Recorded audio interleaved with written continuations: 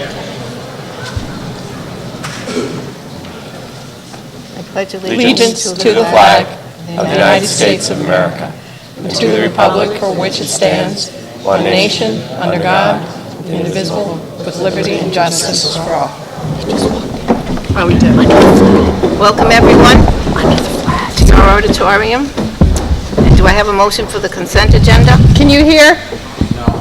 You got to speak close. Do I have a motion for the consent agenda? I make a motion to approve the consent agenda. Second. All those in favor? Mr. Rearitt? I don't think, is there anything on it? Nothing to announce? No, we don't have any correspondence or anything like that. I recommend the committee take 7A out of order. Okay. I'm going to make a motion that we move up 7A. Second. All those in favor? Thank you. Okay, we'll go down. We have a number of groups here from high school. Mrs. Larson and some of our career education teachers. Mr. Soros is here. It is, but you're going to some of the things that they've done recently through the year. So, Mrs. Larson? Do you have a PowerPoint? Committee, they have a PowerPoint, so we're going to have to step down for a few minutes on the show.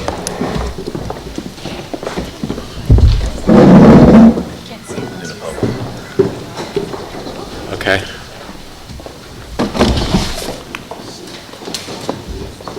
Which one?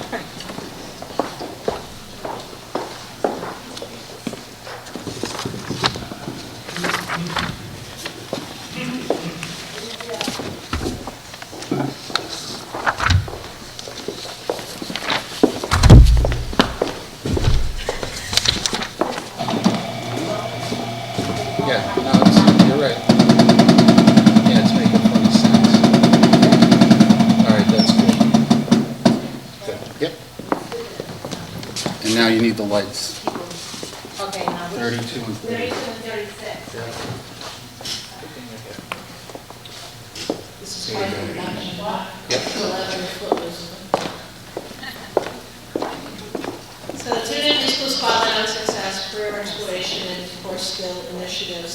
To flourish in a dynamic global economy, we need to prepare our students to be 21st century ready for college, careers, and civic participation. The career exploration visits and classroom and community initiatives that we're going to present this evening have accomplished just that. Here are only some of our successes.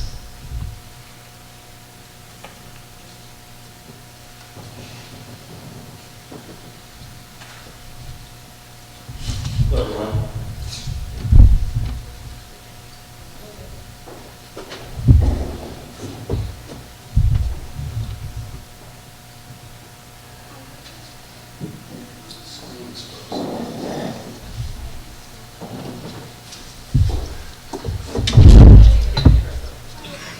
Rhode Island Construction Career Day is a short. Bill Phillips from I teach in the Industrial Technology Education Department here at high school.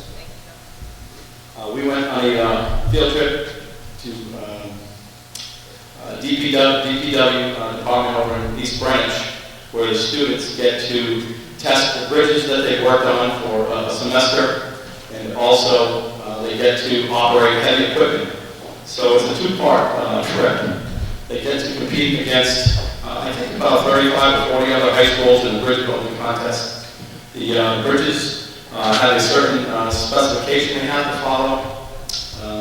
They test the bridge with a certain span, and they put weight on the bridges, and the Tiverton High School kids really did well this year again. We took first place. It was a tight contest in Burwell. We took first place, and we were really excited about that. And we brought the trophy along, so everybody can see that.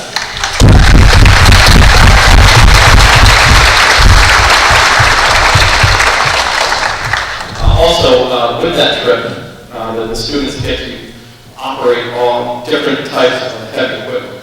They get to use backhoes and bucket trucks, excavators, welding opportunities. So the kids get to actually put their hands on equipment, talk to professionals, and see if this is a career that they'd like to go into.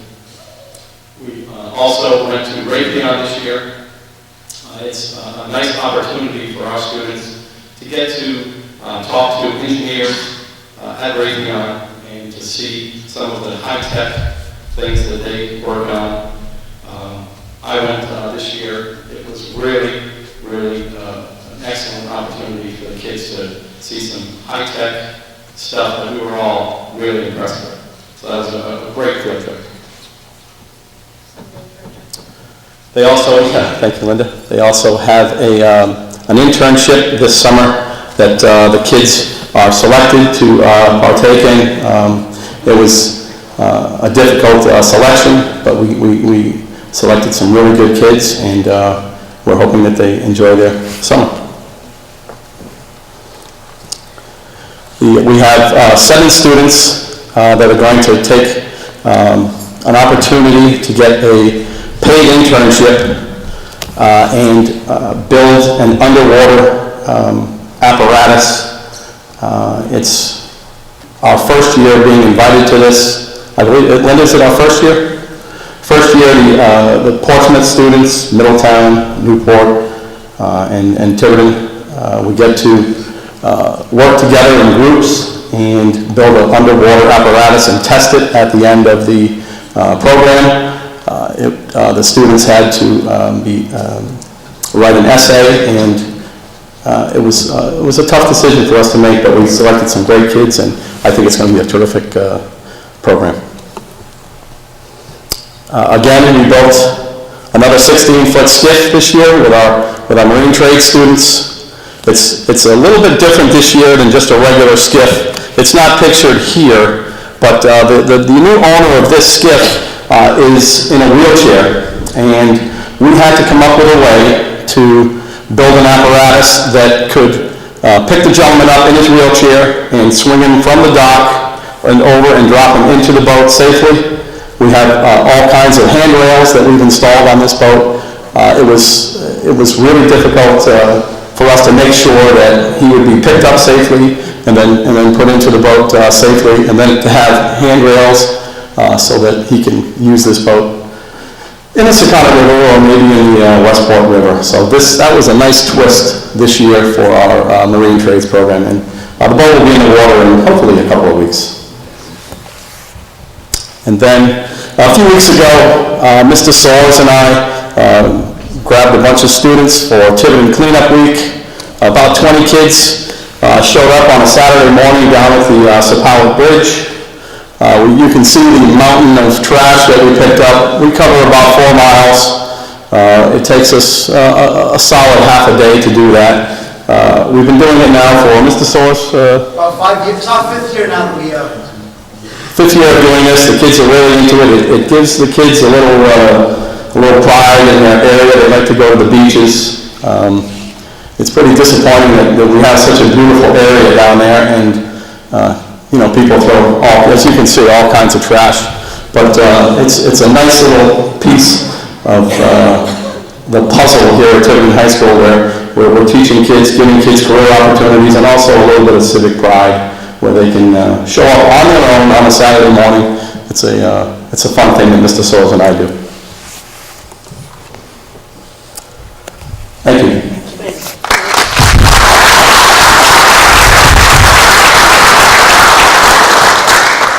Unfortunately, Mr. Tracy couldn't make it today, but his students have been working really hard creating and designing in their 3D class, and for many of them, they've never had the opportunity to visit a museum, to meet with a curator, and make those connections between art, design, and especially nature. So they were able and invited to get out to RISD, spend some time in the nature lab, work with the folks over there, and make those connections from the living world to the biological realm. So it was a great opportunity and experience for some of these students that are just incredibly talented.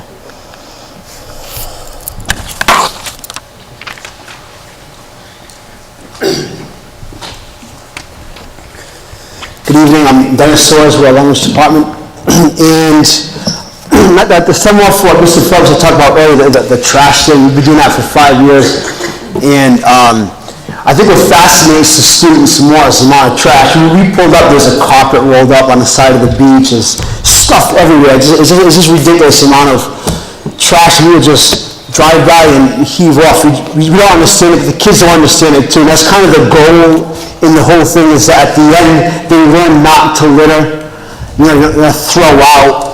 And back to the pride thing, a lot of the students, obviously the students are from Tiverton, grew up in Tiverton.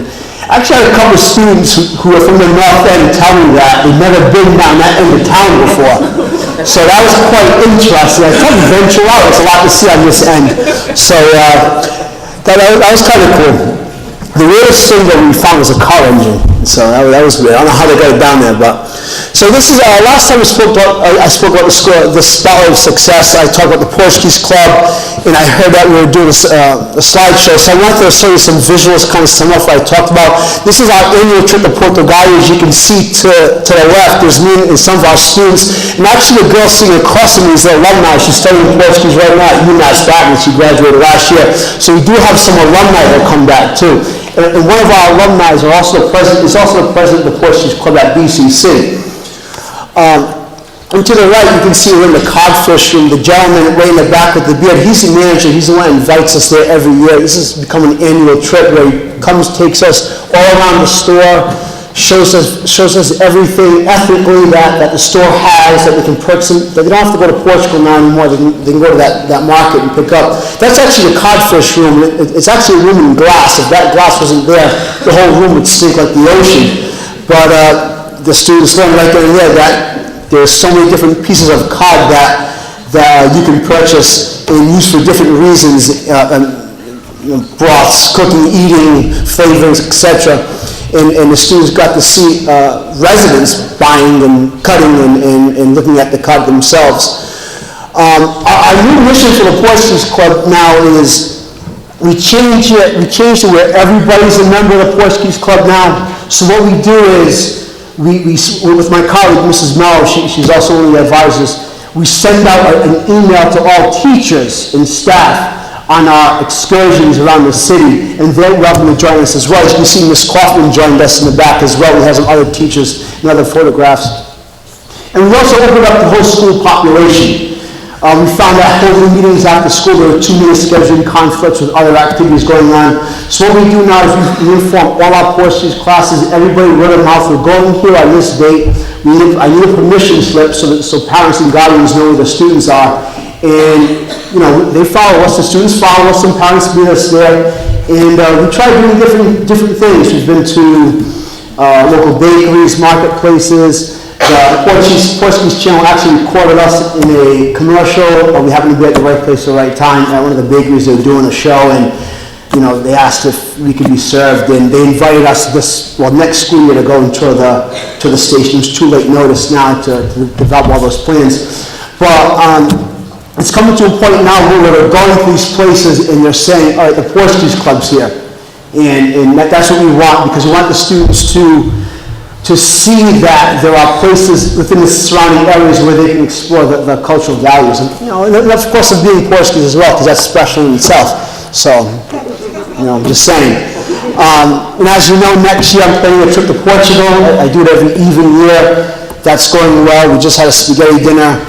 We had about 14 students traveling less. We had to move the trip up because of the change in the school calendar. So the temperature might be a little different, but that's okay. Just, for 2018 trip, I might go to southern Portugal, but they're excited about it. For many of them, it's going to be the first time on a plane.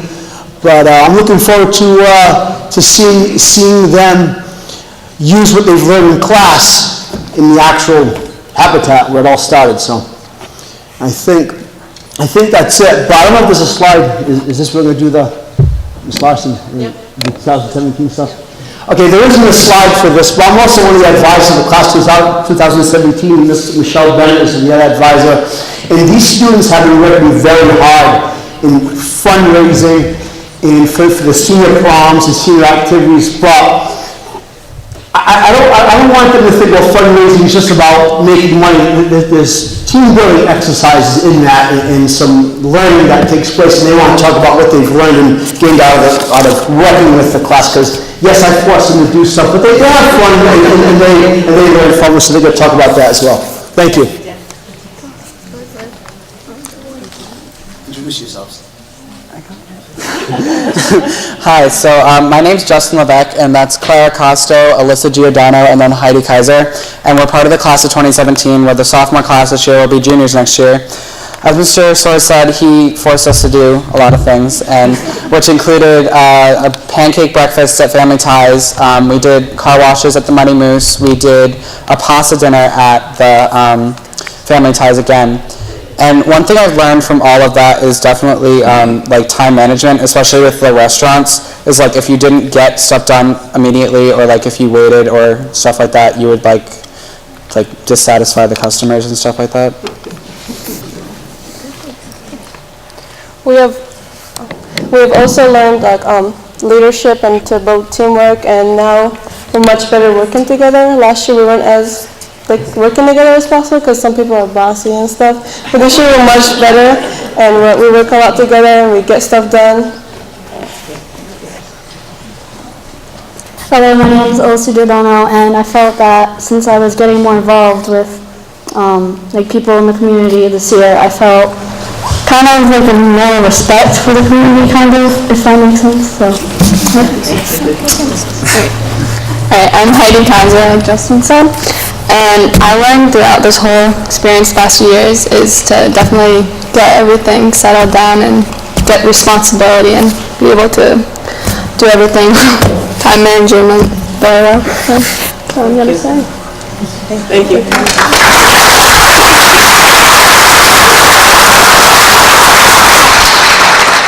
Unfortunately, Mr. Marks couldn't be here this evening, but his sociology and psychology classes were invited to the Sustainable Schools Initiative held at Rhode Island College. His students had the opportunity to interact and network with not only other schools, but post-secondary institutions as well as other organizations. And really the idea of the conference was all around maintaining clean, healthy learning and living environments. They brought what they learned back to the classroom. They did some initiatives within their school. They've done initiatives connecting to the elementary schools as well as the community. So you can see that they've spent some time out in the community. They visited coastal roasters. They've learned about free trade in coffee. They've learned a lot from Roots Farm. They were able to bring those vegetables back that were grown right here in our community and work with our culinary department here. And they had a little feast of the roasted vegetables, so that was a great experience for them. And again, the biggest part about this was making those community and classroom connections, not only to their learning, but beyond the classroom and when they leave this building.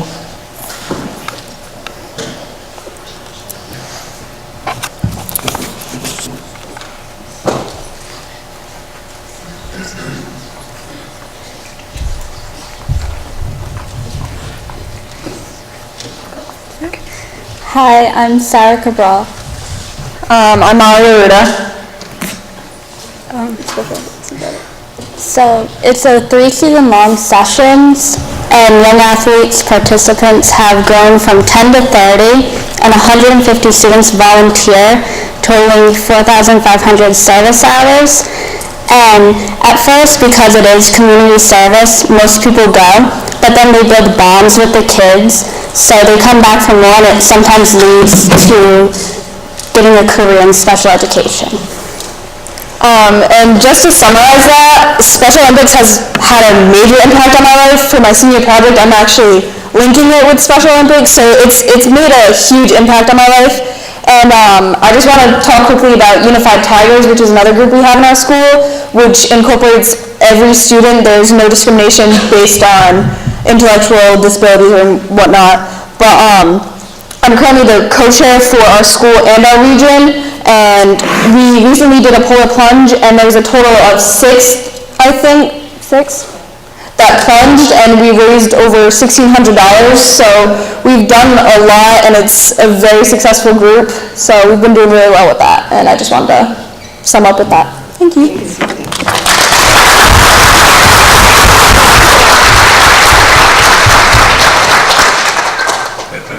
So the Explorers program is a new initiative for us this year in conjunction with the Tiverton Police Department.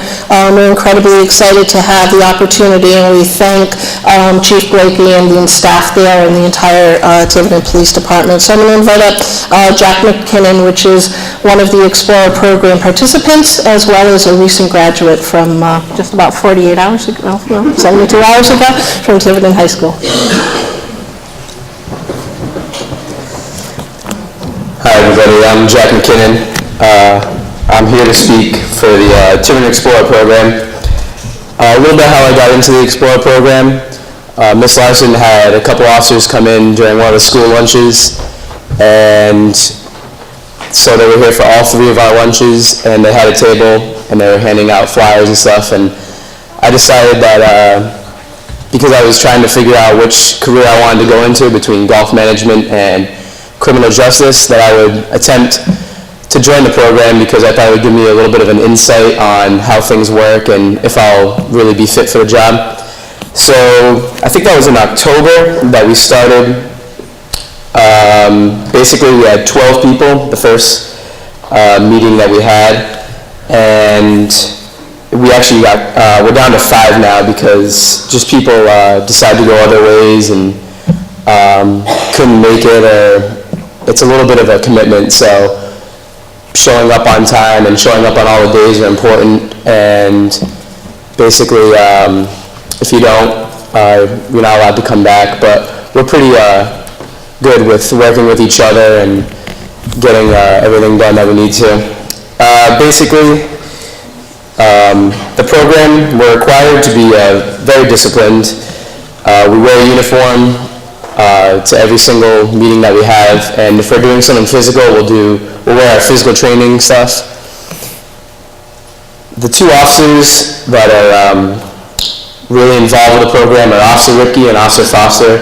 Unfortunately, they were not able to make it tonight, but they meet with us every other week, so twice a month, and we'll go through everything possible that they can teach us. They basically ask us every week if there's anything else we want to learn, and they'll do their best to work with the captain, and everyone's pretty good about getting us into the station and getting what we need to get done. I'll talk a little bit about exactly what we've accomplished over the last few months. Basically, the 5 of us that are in the group now, 4 of us are soon to be in college. I just graduated with 2 other kids that are in the group, and all 3 of us are college bound for criminal justice. Another one of the students is already enrolled at BCC, and he actually, through the program, got an internship with the Tiverton Police, so that's good for him because that's very good to put on a resume the first time you apply for a job, and the whole program actually is very good to put on a resume. Like I said before, commitment is very important in the group.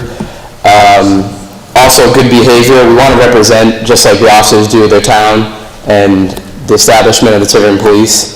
So let's just say one of us got pulled over like the week before. There's going to be a little bit of punishment for that. It might be physical training or something like that. I haven't been pulled over, so one kid did. Some of the things that we've done so far, I'll get into just a touch of everything. One of the classes we did handcuffing, so that's pretty self-explanatory. We worked on getting into arresting positions and handcuffing an assailant. One of our first classes, we did a lot of team building, so one of the games we played was we all got blindfolded, and you got a partner, you didn't know who it was going to be, and you had to steer them through a course, and you could only say left, right, or stop, and we all got timed and we raced, so it was good team building, good fun. Every class that we have, we usually try and get a new officer to come in from the station, a specialist in each field, which really gives us a good insight on all the different fields that you could possibly go into through law enforcement, because there are hundreds. Use of force class, we had Officer Pelagi come in. He teaches use of force with the Rhode Island, trying to think of what it is. Darn, the word's escaping me, I'm sorry. Anyway, he teaches use of force for cadets that are going to become police officers. And so he came in, we used use of force class, if it had to come down to it, how you would take somebody down or to get out of anything, because as everybody knows, there's a lot going on in the news with overusing force. So we always want to make sure that we're learning to use the right amount of force at the right times, and you just use the proper form. Another time we had a tour of the police station. We became CPR and AED certified, which is very useful. We do, for some classes, domestic violence and DUI, which are another 2 classes that we did. We'll do a little bit of classroom work, so we'll take notes on domestic violence statistics and how to approach situations. And we even do we had an officer from Newport come in, and we did a mock domestic violence situation. So they'll give you a situation, you get called in, you have to take care of the situation verbally and not let things get out of hand. One of my favorites that we did was traffic stops. We're out here in front of the school. We brought one of the police cars in, and Officer Foster and Officer Ricky dressed up in regular clothes, and we had to work on how to approach a traffic stop, all the form that's used, and how to take control of situations if they start to get out of hand, and all that. Another fun one was FATS training. Basically, it's an interactive training where you learn to interact with somebody on a screen, and you learn whether or not you want to use a weapon or how you want to approach the situation. And so with that, we got a lot of feedback, because I don't know if anybody's ever heard of FATS training. It's a projection screen in which a video, over 900 scenarios, I think they said, come up on the screen, and someone sits at a computer. So if the video is talking to me and I'm going to a situation, it may or may not give me the reasoning. I could just be walking around. You interact with a person and the problem, and depending on how you handle the situation, the person sitting at the computer can either up the ante or calm the situation down. So you learn to deal with different situations that could come upon something like a basic robbery or a domestic violence, and you work. It's as if you're working with somebody out in the field, but it's safe in a closed environment, and you learn all of that. We did room clearing, accident reconstruction, crime scene preparation, fingerprinting. We're supposed to do taser training. We've been pushing it off a couple weeks, so all of us will be getting tased. That's exciting. Good luck. Thank you. We did a little bit of marching, because we're trying to prepare for an academy that we had the opportunity to go to in August, which is awesome, because we're not sure if we'll be able to get to it yet, but eventually, since this is only the first year, eventually we'll be able to get there through one of our years. But they were giving us some statistics about kids from other towns' Explorer programs that go to the junior academy, and the hiring rate throughout the state of Rhode Island, because you get to meet different officers from different towns, like Newport and Providence and Riverside, stuff like that. And you basically get to meet them, and they all teach you different things, and it's like going to the academy. But the important part about it is, when you go for a job later on, you may apply to somewhere where one of the officers had you as a student at the junior academy. So a lot of, I think they said 20 kids that have gone through the program the last 10 years have been hired by some law enforcement town in Rhode Island. And lastly, the final thing that we're doing is we get to go on a police ride-along. So basically, go with them, and we come dressed in uniform, and they just show us the basics on, they'll do traffic stops and whatever they can, show us what a normal day is like. This program has been amazing for me, because I made my final decision to go to Johnson & Wales for criminal justice through the program.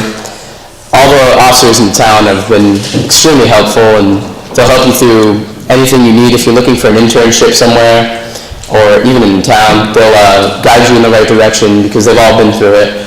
So for me, and for everybody else in the program, this has been a great opportunity to further ourselves in our career, and hopefully we'll all be police officers together someday here in Tiverton. Thank you.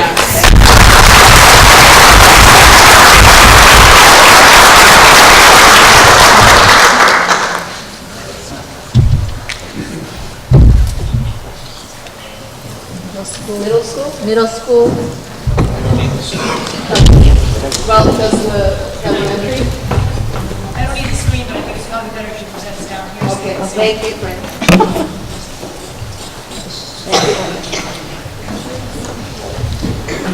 Middle school, we have TMS Geography winner, Mr. Jeremy Mello. He made it quite far in the state championships.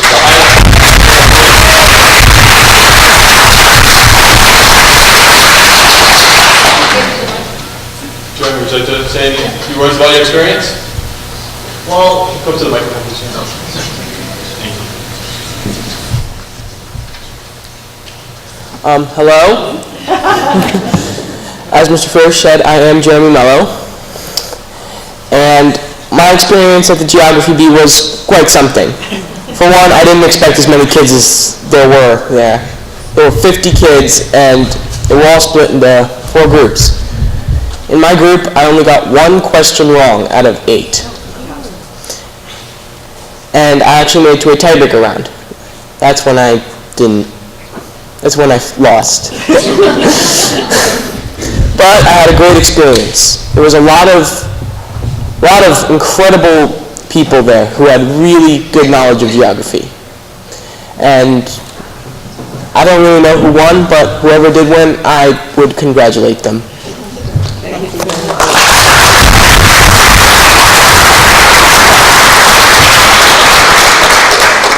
Thank you, Jeremy. Congratulations on your achievement. Next up, we have URI Bounty Award for Compassionate Social Service, and our winner was Haley Chapman.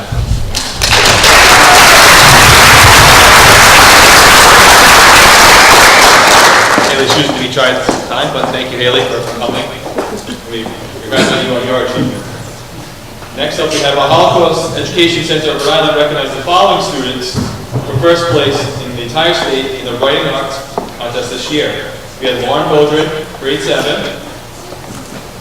Charlotte Gilnett, grade 7. She did a pen and ink drawing. And then we had Abby Poland, with grade 7, who also did an essay. And Leo seen some of those.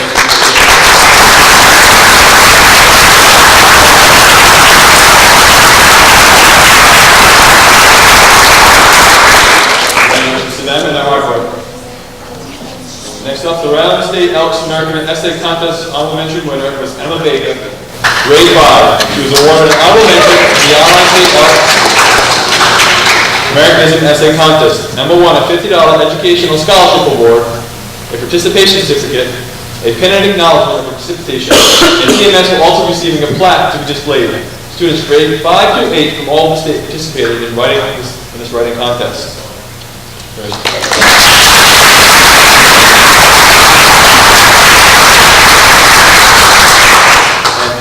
Finally, we had our Rhode Island State House Essay Contest winners, Emma Baker again. Both of them on their hard work and contributing outstanding contributions. Thank you very much. Keep up the good work.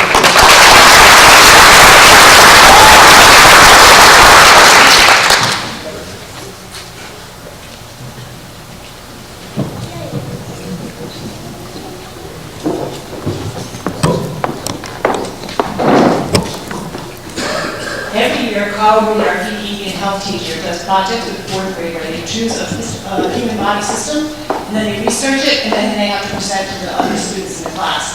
And this year, we had a truly outstanding presentation that you enjoy on the brain. This is Jacqueline Delcourt.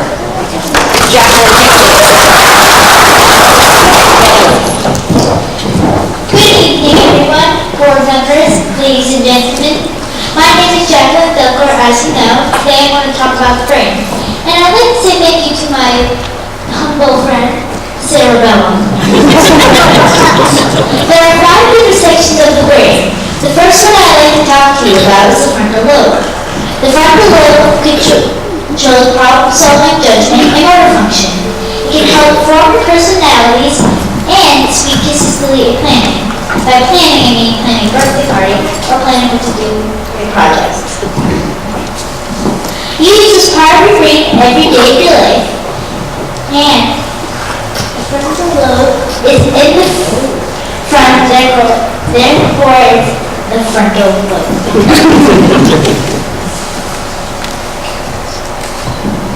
The next section I'd like to talk to you about is the parietal lobe. The parietal lobe controls taste, temperature, and touch. It has to process these three senses in nanoseconds. Nanoseconds are faster than a second.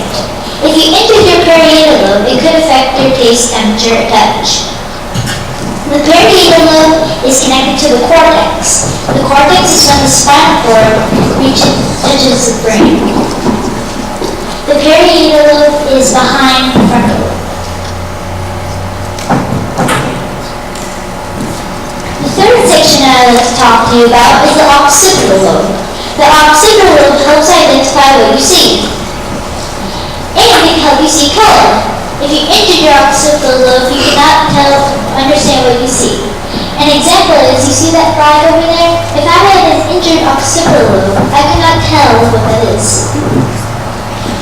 The occipital lobe rests on top of the cerebellum. The next section I want to talk to you about is the cerebellum. Oh, Sarah, come on you.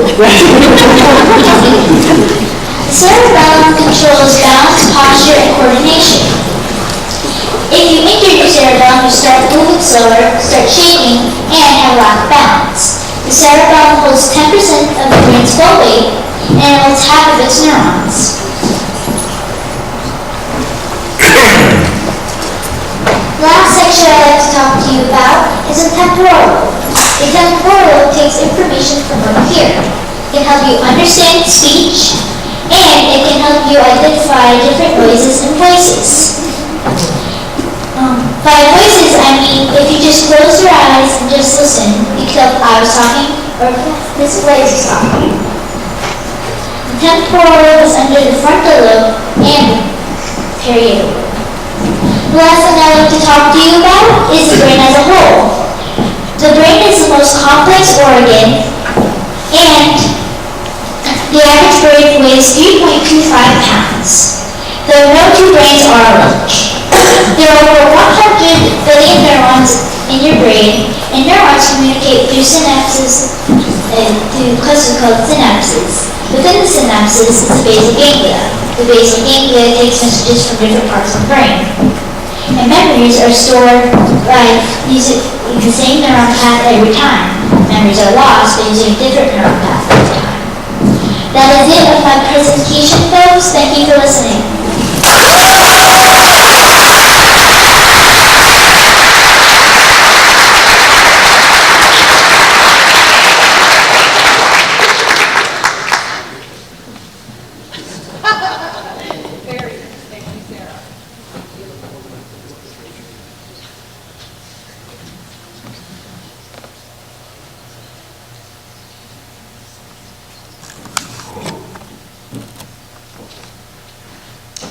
Good evening.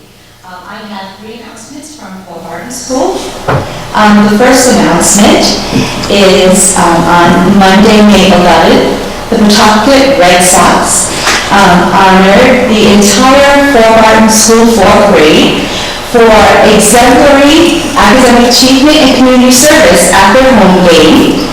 And the students were honored in center field prior to the game beginning. They also received a free ticket to the game and a commemorative certificate for their achievement.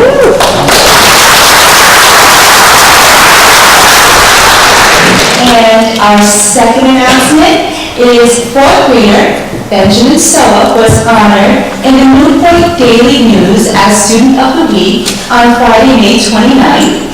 And something very significant that Benjamin did is he began the pilot mock trial program over at Tiverton School. And the pilot program is called Molly's Missing Lunch.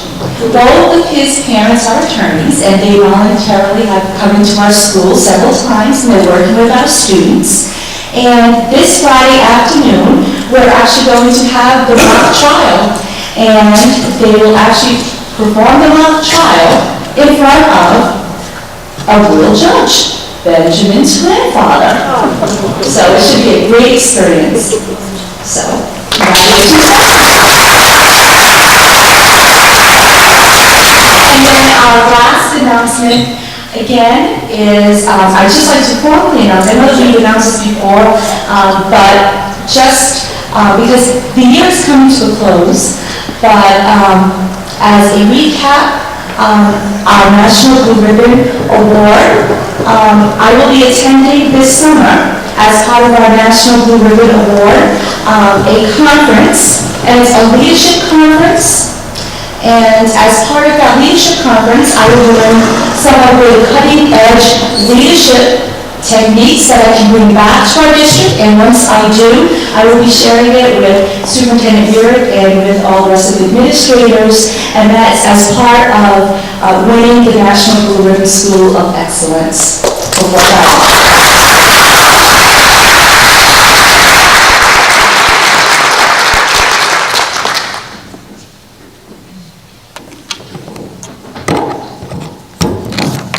Good evening. I'm Mr. Cabral, principal at Ranger School, and with some news from Ranger School. We had another extremely successful year for our jump rope for heart. The Walter E. Ranger School raised a total of $8,683.30 for the American Heart Association. This is the highest amount Ranger School has collected, blowing away last year's record of $7,554. I'm extremely proud of the students here at Ranger. They showed a great deal of enthusiasm and generosity. I would also like to thank all the parents, families, community members, and once again the students in their efforts in collecting donations for this event. This is one of our major events that we have at Ranger School each year, and the contributions just keep getting larger and larger. While the students were having fun jumping rope in physical education class, they've also been learning in health class about the importance of being physically fit. With heart disease being the #1 killer in the United States, it is important that students try to be active for 60 minutes a day so that their heart stays strong and healthy. I would really like to thank Mr. Del Deo, our physical education and health teacher at Ranger School, for leading this effort. Thank you.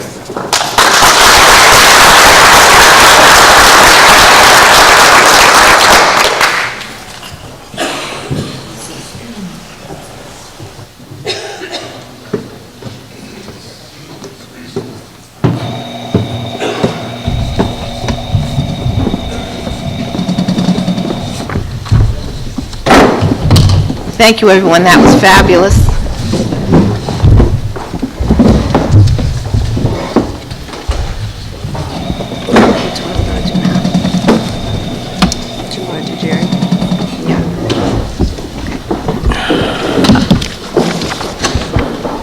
I'm going to make a motion to move up, this will be short, the RIASC award. Second. All those in favor?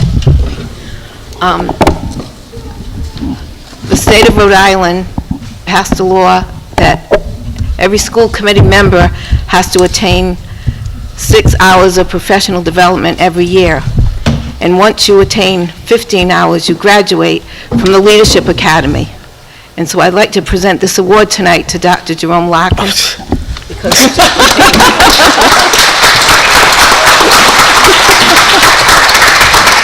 thank you, that was fast, thank you. I'm overwhelmed, thank you. I had no idea. I would make a motion that we move up and combine 6A, discussion of and possible vote for the budget, and 6B, all-day kindergarten parent request. Do I have a second? All those in favor? Okay, thank you. I would like to ask the committee to go back down, because what I would like to do for the folks in the audience is briefly go over the PowerPoint presentation. The committee was shown back on May 26th, which formed the background for the decision that the committee voted on the 26th not to have all-day K next year, but also to make some serious changes to our budget for FY16. So we'll watch this short presentation, then everybody will be able to speak and tell us what you want to say, and then we'll, thank you.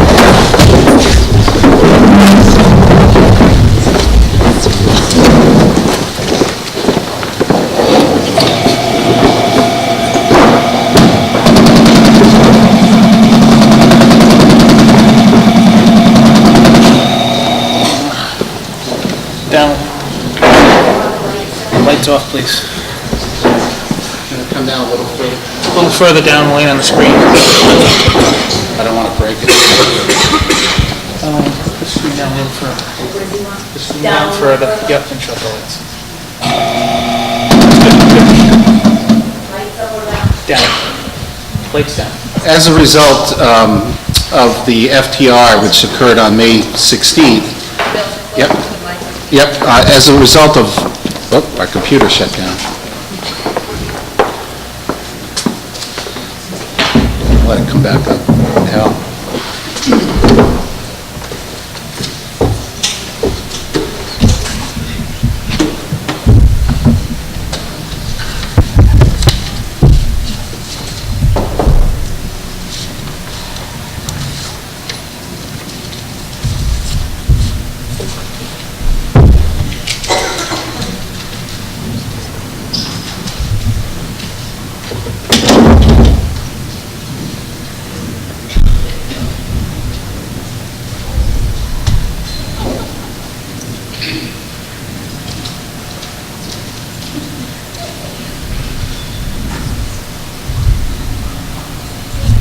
Here we go. Sorry about that. Yep. And it doesn't work.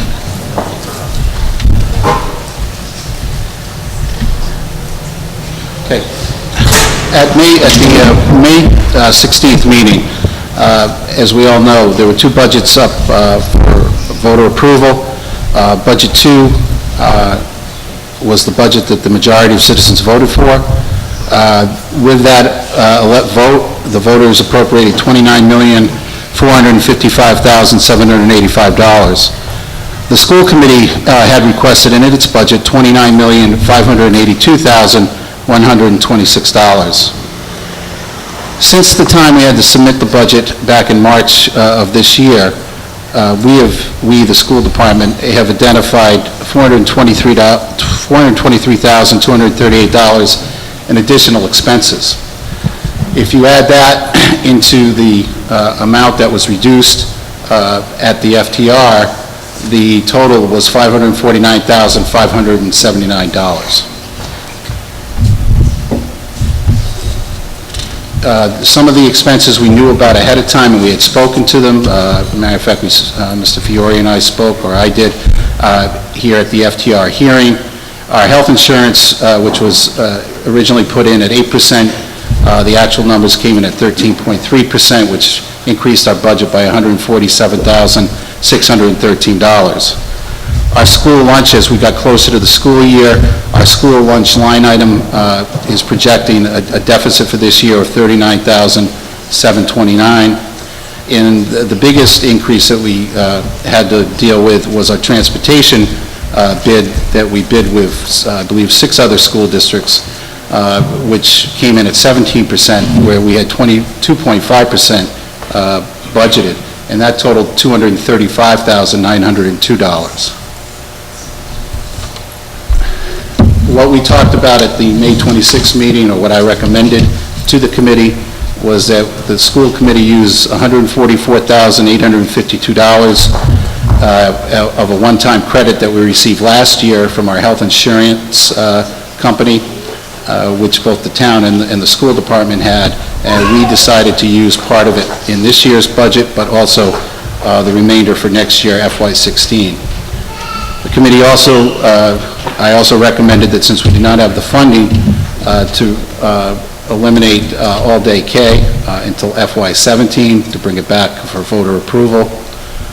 We also, initially it was a proposal, but the committee eventually agreed to eliminate adding a 2/5 remedial math position at Fort Barton, eliminate a part-time teaching assistant position at the elementary level, which means we will not have to have we will not be able to implement our digital literacy program in grades K through 4 as we originally planned. We also had planned to introduce virtual learning at the high school, long-distance learning. For some may know it as that. That was $10,000 that had to be eliminated. We also believe we'll achieve close to just over $62,000 in teacher retirements. leaving $78,267 that's still needed and still needs to be achieved through savings throughout the course of the year.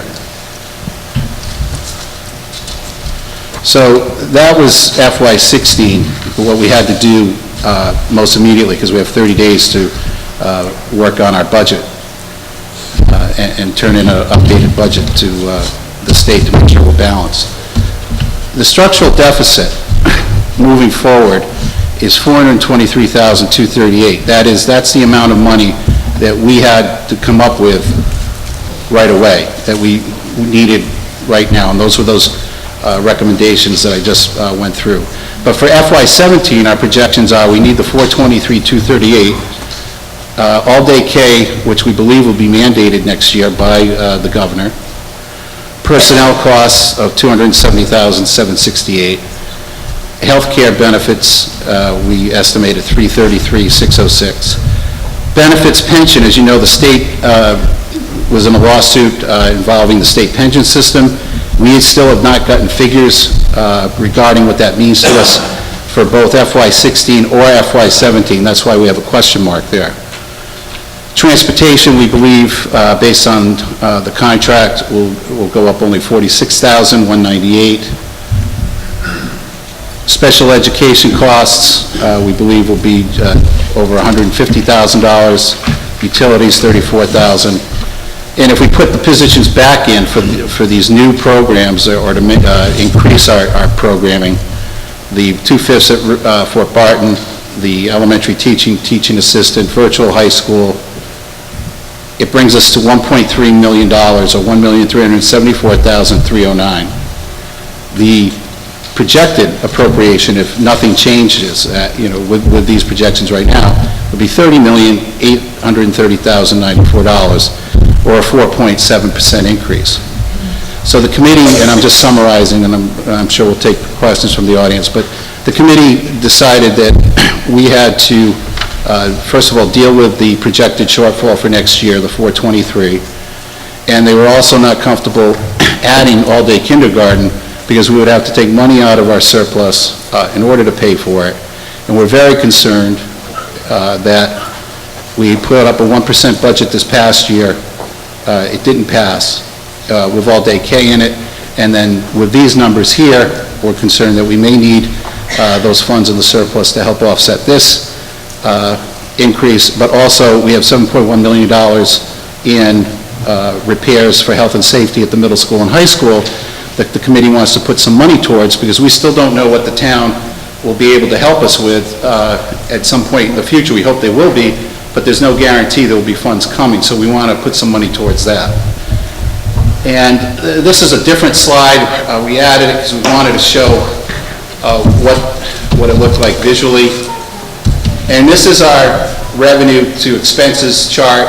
If you look in FY15, we're balanced. 16 is the 423, and then you see 17 where everything comes home.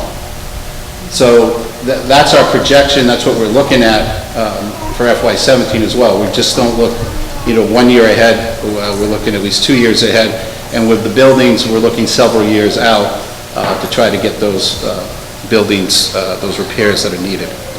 So that was the summary. So I guess the committee can come back up, and we can take questions from the audience.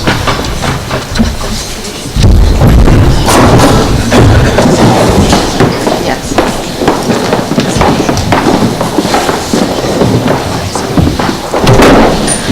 Yes, since the parent who put this on was Mr. Jacobus, would you like to speak first?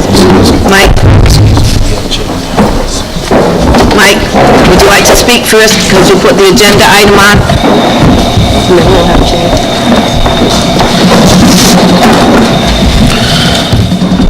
Thank you.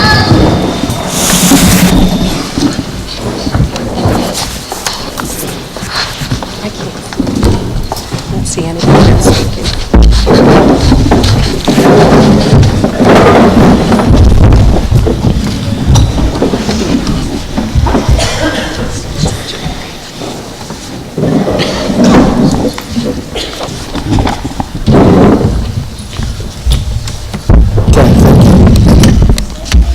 Thank you to everyone that took their time to come out tonight.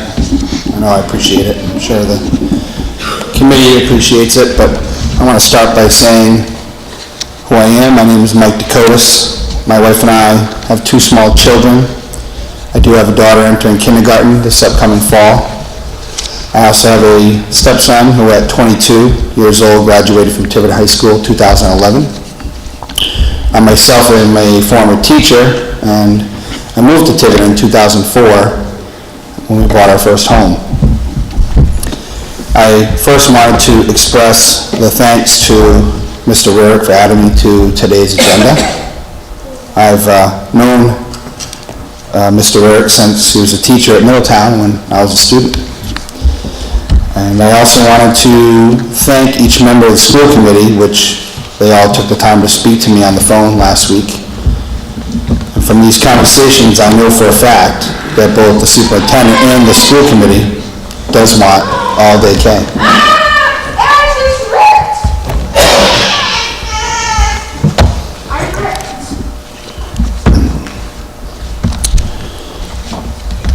It's been a very educating 12 days since I made the decision to advocate for my daughter and her education. The advocacy of full-day kindergarten for 2015-16 school year. When I tell you all I'm far from a political activist, I have to admit I've never attended a town council meeting, nor have I attended a school committee meeting. I do casually peruse the TivertonSchools.org and the Town of Tiverton RI.gov websites, but otherwise I have a faint pulse on the happening in this town. And I say shame on me for not being more aware and better educated on what's happening in my town. From my recent gatherings, I've learned there's so much happening behind the scenes, and I'm very underinformed on what's going on. One of the offerings or suggestions I gave the committee members during our conversations was the need to increase communication between the town and the parents and members of our community. Communication is certainly lacking between the two sides from my own perspective. I would suggest that the town possibly use social media to create a platform that reaches people and keeps them informed on committee happenings. I would personally offer my own time and effort to the committee to help create such a platform. I work in sales for a very large company. I'm lucky to work for such a great organization, and they compensate people well to promote products and educate customers on these products and the benefits that these products provide. When I came to the realization there would be no full-time kindergarten from watching the May 26th school committee meeting that was posted on YouTube, I thought something could be done about this, and something maybe should be done about this. I wanted to put my salesmanship to the test to see if I could rally people and parents around this cause that's so important to me. I myself was embarrassed that only a handful of parents showed up on May 26th to speak to the committee. There are more than 120 students entering kindergarten next year in Tiverton, including my daughter. How could I personally not have known about the discussion of not having full-day K or a final vote on the budget? I went to the Tiverton website to look at the agenda, and on the agenda there was no mention of a discussion of full-day K. Not being politically savvy, I understood this to mean that there would be no discussion held on May 26th. There was a decision of full-day K, and the decision personally irked me. It was at that point I decided to do something to raise awareness on what had happened. I made some flyers at Staples, and I went and started handing them out in front of the preschools and at the Little League fields and to parents of these incoming kindergartners. The message was to get parents to the next school committee meeting, which is tonight. Most parents I spoke with still thought and believed that there was a full-day K program this upcoming school year. Other parents that had children currently in kindergarten voiced how hard it was on themselves and their families and on their kids being shuttled around multiple times each day, sometimes dropping kids at preschool, and then they get bused to kindergarten, and then they get bused back to preschool, and then they get picked up and they go home. I decided to start a Facebook page to bring further awareness to the meeting tonight and to again invite advocates of full-day K to come address the committee. I called the governor's office. I called our local senators, our state representatives, the Rhode Island Department of Education, amongst others. I emailed the town council. I emailed Sean Allen Feinstein. I emailed the local newspapers. I called and emailed the television stations. I spent many hours making calls, emailing, speaking to people in the town, All this effort has led me here tonight. The topic of full-day kindergarten is not new. It has been talked about and discussed by the school committee for many years. We know that we are now one of a handful of communities left in the state that still have half-day kindergarten program. Most of our neighbors in Rhode Island and Massachusetts do have full-day programs. In fact, the comment I heard most during the last few weeks was, quote, "I can't believe we're still talking about not having full-day K in 2015. How does our town not place an emphasis on education, especially at the age level of 5 years old and 6 years old, when these children need a full day of school? Are we aware that up to 95% of a child's brain growth happens in the first 5 years? A 5-year-old's prefrontal cortex, often referred to as the thinking brain, has its largest development spurts from ages 5 through 6. I wanted to remind the committee, the superintendent, of the advantages of full-day kindergarten. Studies have proven higher long-term achievement, higher achievement for disadvantaged and low-income children, higher reading scores earlier in school, fewer grade retentions, higher test scores, more time spent in individualized instruction, more time spent in free play, less time in large groups, greater progress in social skills for disadvantaged and low-income children, greater reinforcement of positive social behaviors, higher self-esteem and independence, greater creativity, access to nutritional breakfast and lunch, a more relaxed, less hurried day with more varied experiences, and this is probably the most important to me, there are no apparent negative consequences of full-day kindergarten. So I read an article on eastbayrhodeisland.com, and it was from March of 2013, and it was about Portsmouth going through the same fight that Tiverton's going through with getting all-day K. And I just want to highlight a couple of the quotes that I found in this article, which I've read many articles, but this stood out to me. It says here that currently the school district offers half-a-day kindergarten at Hathaway and Melville schools, but school officials say that's not good enough to ensure that all students get the best education possible. Quote, "We know the rigor of Common Core state standards almost requires all-day kindergarten," said Superintendent Lynn Kritzik before the school committee formally approved the plan at Tuesday night's meeting. Quote, "To maintain our high-performing standards, we need to change." Committee Chairman David Croston agreed, saying that the school department has been trying to get a full-day program implemented for at least 8 years. Quote, "And it's absolutely necessary right now," he said, adding that expanding the kindergarten program is possible because of two main factors. Quote, "Now we have space, and now we have at least enough room in the budget to do what we should have done years ago." I wanted to just tell you that they were looking at $147,000 by eliminating midday bus runs, and they did have some startup money also from the state. So I'm here to ask, and I ask each school committee member to come with an open mind. And I'm not affiliated with any political party in Tiverton. I'm not to the left, and I'm not to the right. I'm in the middle. I'm a middle thinker, and I believe that people, when they want something and they want to work together, they'll make it happen.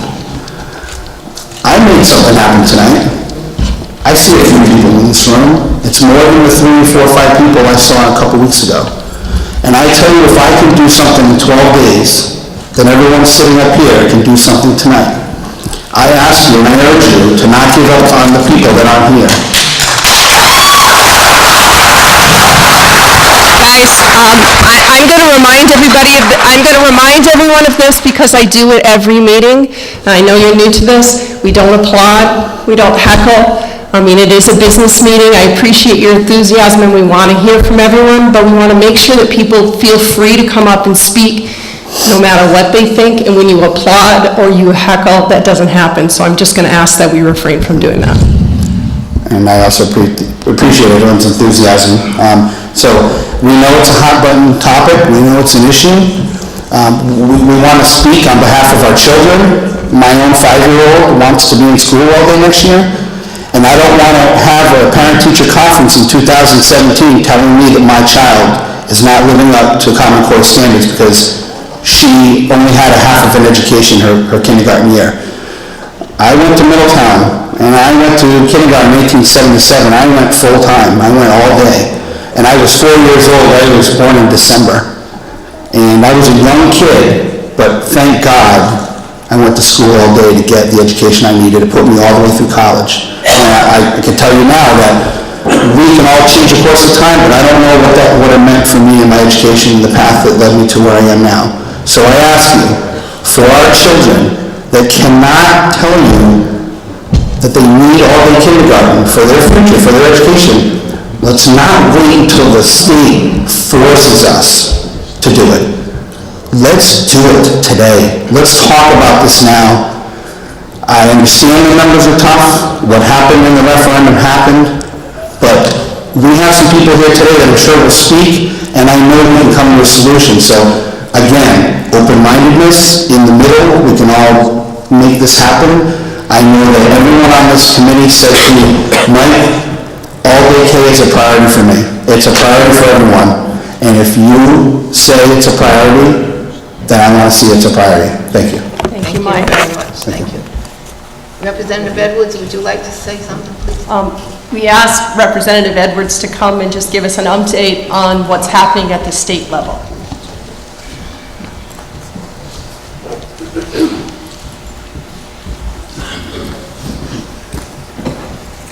Meeting members of the committee, thank you very much. We are working on the House budget for fiscal 2016, and included in that budget will be mandatory all-day K. There are currently 7 communities in the state which do not have all-day K. Tiverton is one of them. There will be $1.4 million allotted for those communities, divided up proportionally, to help them get to all-day K, because in fiscal 2017 it will become mandatory. And that is included in the budget, which is being printed right now. It is a priority for both the Speaker, the Senate President, and the Governor. So, and I know, as the whip, I know that we have the votes on the floor for this particular budget article, so it shouldn't be a problem on the House side.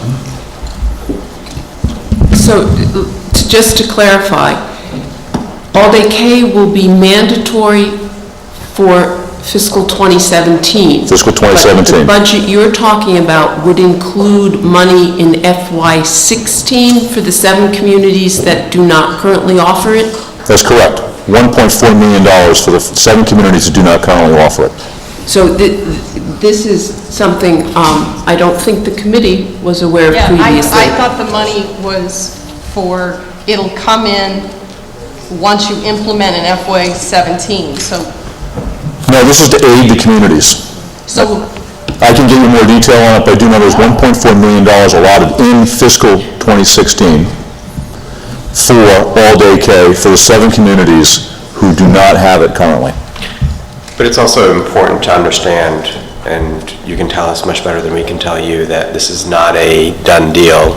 And while there is widespread support and key support, it is, things certainly always happen with the budget, that this is not something we can put. Things always happen with the budget, but there are always certain articles which are fairly straightforward. Knowing the sentiment of the floor, as well as I do, I would say that all-day K is not a controversial issue. It carries a lot of support. There might be an outcrop of some people on the extreme ends, but I doubt that. Most people, understand that all-day kindergarten is very important. Most people understand that it's very important to the cities and towns, and it's very important to the state as a whole and our education program. Thank you.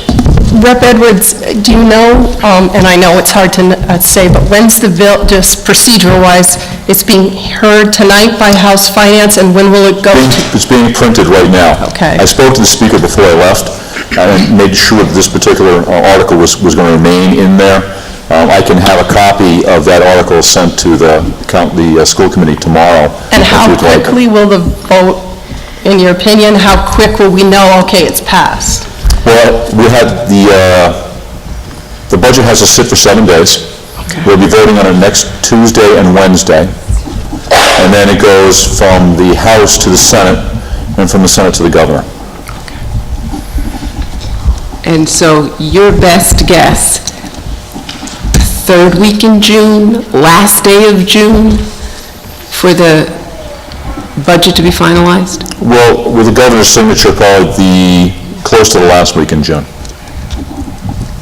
But as soon as it passes the House and Senate, you can be fairly sure that the governor will sign it, because it's going to have pension reform in it, and if she vetoes the budget as a whole, she's going to veto that article as well. So we were all there for the tolls, and we were all there for the tolls, and we clapped up in the galley when they passed no tolls, and then the next night at 2 o'clock in the morning, we got tolls back. So we all know how that goes. But how about the Gallo bill? The Gallo bill is included in the budget. The Gallo bill is... They took it apart and actually included it in the budget as a whole. Oh, good. Can you explicate the Gallo bill, Ms. Black? It mandates all-day K. Okay. And the funding. And the funding. Right? Yes. Full funding. The Gallo bill, right, the Gallo bill speeds up the funding program. To FY16. Yes. Yes. So... We don't approve stuff for FY17. Our budget is always for FY16. So the $1.4 million is for FY16, and it is earmarked for the 7 communities which do not have all-day K currently. So if this all goes through, and this budget passes as you expect it to, that would mean for us that we would have additional state revenue for FY16 that we did not include in our current budget. That would be earmarked for the implementation of all-day K. For all-day K. Okay. Thank you. Hey, any other Just questions? sort of one, and that would actually be regardless of what action we took or did not take, is that correct? Or would we have had to have already implemented? That's regardless of what you do. Right. If you implement all-day K, you get the funds. If you do not implement all-day K, you won't get the funds. But in fiscal 17, you will have to implement all-day K. Understood. And then you would get the funds. No, the funds are for FY16. So it's just If you don't implement all-day K, your portion, let's say they just use rough numbers and it's $200,000, which it won't be. Yep. It'll be apportioned by student numbers, I'm pretty sure. If your portion was $200,000, if you didn't implement FY16 all-day K, you would lose that, and your portion would be shared among the other six. Good, okay, thank you, Ron. That's important to know. Yeah, thank you. Thank you so much for your work, all your work up at the State House. I know Governor Raimundo, as well as all of our reps here in Tiverton, early education has been a priority, and you've been working with us as well as the other reps and senators all session, really, talking through the different initiatives and things that we wanted, so thank you very much. Thank you so much for coming. Just one final question. So what do you recommend that we as a committee and that everybody in this room who wants to see all-day K next year do to help ensure that that budget passes with the extra money in it for us? Well, your delegation is in favor of the budget. Most of us are either in leadership or in good positions. So we'll be supporting the budget, especially this particular budget article. I don't really see... Is there anybody else we should ask voters to contact? On this particular budget article, I don't really think there's going to be a huge outcry in any direction. I mean, it's fairly straightforward. It's not a huge amount of money in the overall budget. It's $1.4 million. And out of a $8 billion budget, it's not that substantial. Thank you. Anybody else have any questions? Mr. Rarick? No, I have none. Mr. Fiore?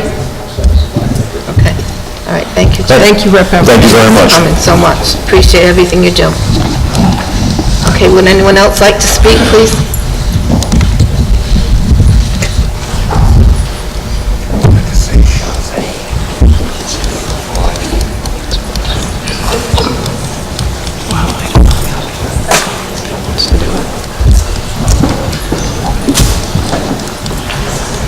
Good evening.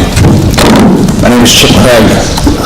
I'm here to support what we've just heard, but I do have a couple of questions, and also just wanted to give a personal side. I have a daughter who is starting kindergarten. I also have a son who's in middle school, and I have an older daughter who is going into high school, and have been in Tiverton since 1998. And we call this place our home, and we really appreciate all the efforts that you guys have put forth, and we hope to continue to stay here in Tiverton. One point, we've spent a lot of time and energy getting our kids ready to go into school, and to that point, I've had my daughter, actually all of my kids, attend preschool for 2 years prior to entering kindergarten, and they go all day.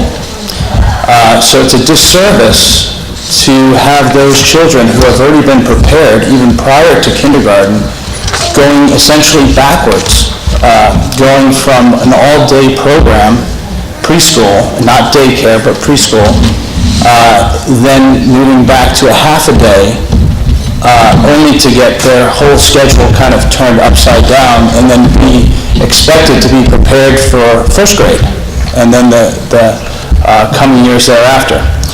So again, I know I'm preaching to the choir here because I believe that everyone here is in support of that. And I think that there's other parents that are also here that are in the same boat, so to speak.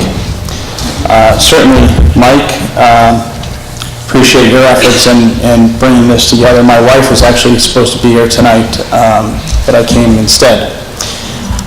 Regarding just one question, and that is, well, actually two questions. The first is that I think a lot of us are a little bit misunderstood as far as the mandate goes. Originally, we were thinking or thought or got information that the mandate was going to take place in 2016, at which time we were also under the impression that there would be some sort of fine or penalty if there was communities that did not achieve all-day kindergarten. So did that change, or was it always fiscal year 2017? Next year. Bill? Fiscal was to be effective August of 2016, so that would be fiscal year 2017. Okay. Second question is that, based on the information that Senator Edwards just spoke about, and that I know that that's new information to you guys,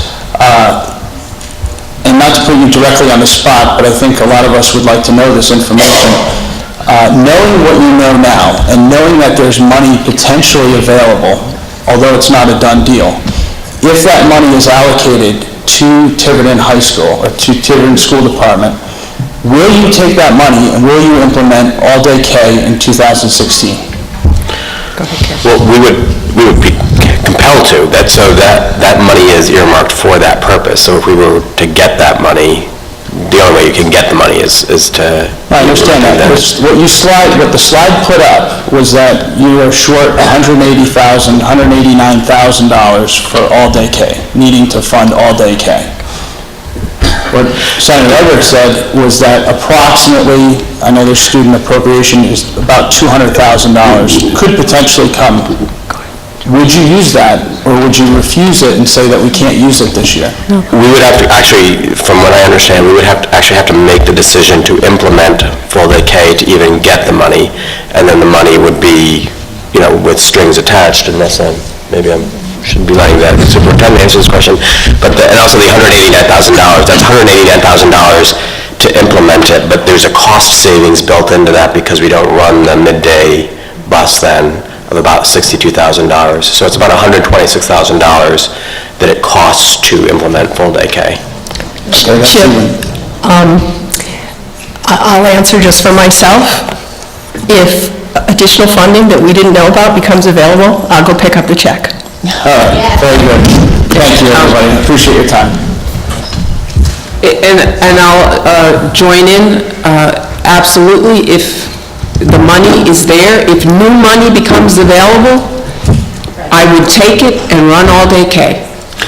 So, and, I think it's also important to understand, the information about state aid coming available this year is not completely new. I think the sense of the support that it has in the House and in the governor's office sounds a little bit more firm than I think we typically can take legislative proposals. But I do have to, maybe I'm being the devil's advocate or the hanging the crepe here, but you do have to understand that legislative proposals, lots can happen to them between, one day and the next, frankly. But I'll say, and you all saw me out there campaigning for this and standing and telling everyone about it and sending out notices. We had a fundraiser so we could pay to send out notices for all day K. We did everything we could. And I talked to Representative Edwards every morning, and my question is, where are we going with all day K? And I know there's so much going on up there, and we're just little Tiverton, but this is very important to all of us. And so, of course, as I said to Deb, she'll write me up and I'll pick up the check with it too. So, absolutely. But we have to wait and see, because we know what happened with the tolls. We know there's horse trading that goes on and this and that. But I think we have the support up there, and that's a wonderful thing. So anyone else have something to say? Okay. Kim Sutherland. I just wanted to ask if the state money that the representative was talking about was going to be available to Tiverton for this year. Is that going to be available every year, or does that mean that Tiverton will be responsible for finding that $188,000 each subsequent year? Doug? Every year is a different budget year. The legislation that we've seen incorporates that into the funding formula, so it would be part of our aid going forward. Okay, thank you. We'd also have to put it into the budget. You'd have to have a line item of whatever all-day K costs will be in subsequent budgets as well. So while the aid's there, you still need to have it in the budget. Okay, so basically, I'm sorry, just let me make it clear then for anybody else besides me who might not be clear. So the money would be there every year, however, that's not the full amount that it costs to run full-day K in Tiverton. So Tiverton would still have to budget for the remaining funds. No, I think the distinction is that it needs to be appropriated regardless of the revenue being there. I think that's the only point that we want to make. So when you guys go and you say, appropriate a sum of X, right. 29 million for the schools, it's not enough just that there's revenue somewhere in town. We have to have it in that line to spend it, because when we don't, we create these structural deficits that we were talking about. So that's what he's saying, is when it's he means in the budget, people need to appropriate that money to us to spend, understanding that there's an offset down, with town, because remember, expenses less revenues is, what you tax, but we need people to, support that money being in that appropriation, because if it gets cut, then we're cut. So that would mean that funding would have to be put in that line item for the budget that would go to the referendum. Right, and we would increase that appropriation to put $190,000, so people need to support that appropriation. Even though that $190,000 comes from the state. Remember in our plan, we showed FY17, we included it, and that's essentially what you would see. Right. Come budget time next year, we would say, well, what's in the budget that wasn't there last year? Well, we would talk about all-day K, now being a line item. Okay, thank you. It's also important to remember that every budget, every year, is different. So, yes, one would expect the state to continue kind of funding the things the way it has, assuming that the legislative, priorities stay the same. But those do shift and change from year to year. That's true. And, one thing I don't want to lose track of in this discussion is that, of course, this is not just about all-day K, nor is it all just about the financial town referendum. The biggest number is actually our increased transportation costs, and after that, it's our increased health costs. Both of those are greater than the implementation of full-day K, and then there's the school lunches. So, it's not just, I'm pretty sure I can speak for every member of this committee, you will find no more, assertive or aggressive advocates for full-day kindergarten. I don't think we have to debate that by any means whatsoever. But it is really these other overages. And if we had actually gone into the budget asking for the additional expenses for healthcare, transportation, the all-day K was built into the budget we requested, we would have been asking for a 2.9% increase. That's what we should, and by rights, maybe that's what we should have done. We should, our projections were obviously optimistic, but as, sort of demonstrated by history, not necessarily that they were unreasonable, but we should have been asking for a 2.9% increase this year. And what the effect of a referendum, what the outcome of a referendum for that request with the town side, I don't know what the, what the net would have been, is I think, unpredictable. It's purely speculative. But what that does mean is that we've got this structural deficit, and it took me months or years or something to figure out what a structural deficit it is, but it's basically unexpected recurrent costs, have to be added into next year's budget. So even if, even with the state aid, even if there is no state aid for implementing it this year, and we have that upfront cost of $126,000, and then we get increased state aid because we have full-day K, we still have a substantial structural deficit that is going to be before the voters next year. And the voters, the people that voted, declined to approve a 1% increase on the school's budget. So you're talking several percent, substantially more than that next year with these other costs. All these costs have to be looked at as well. And maybe there are savings, and I think we need to continue to work on that. But it's not just all-day K. It's not just the result of the referendum. It is these other issues. Right, so that $600,000 surplus that people have been talking about, out of that now has to come the 17% rate. It's 17%, correct? The raise in the transportation costs? For this year, just for this year. Just for this year. It's not coming from that. So the proposal is put forward by Mr. Rurick and approved by the school committee. It wasn't taking all that money out of the surplus. It was taking ultimately some of it, but some of it's $140,000 from a one-time, I forget what the account is called, but it's basically our insurance pool. When we're doing good, when we're doing well some years, we put that money, we leave that money in an account. And so some of the healthcare costs we can absorb this year, but that's a one-time, that's a one-off.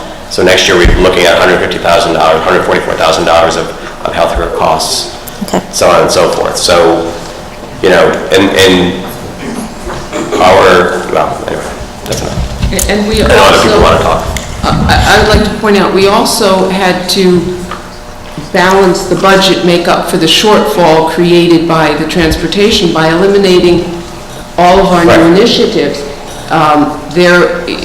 We're not moving forward with our digital literacy initiative, which would have increased learning for all of our 1 through 4 students.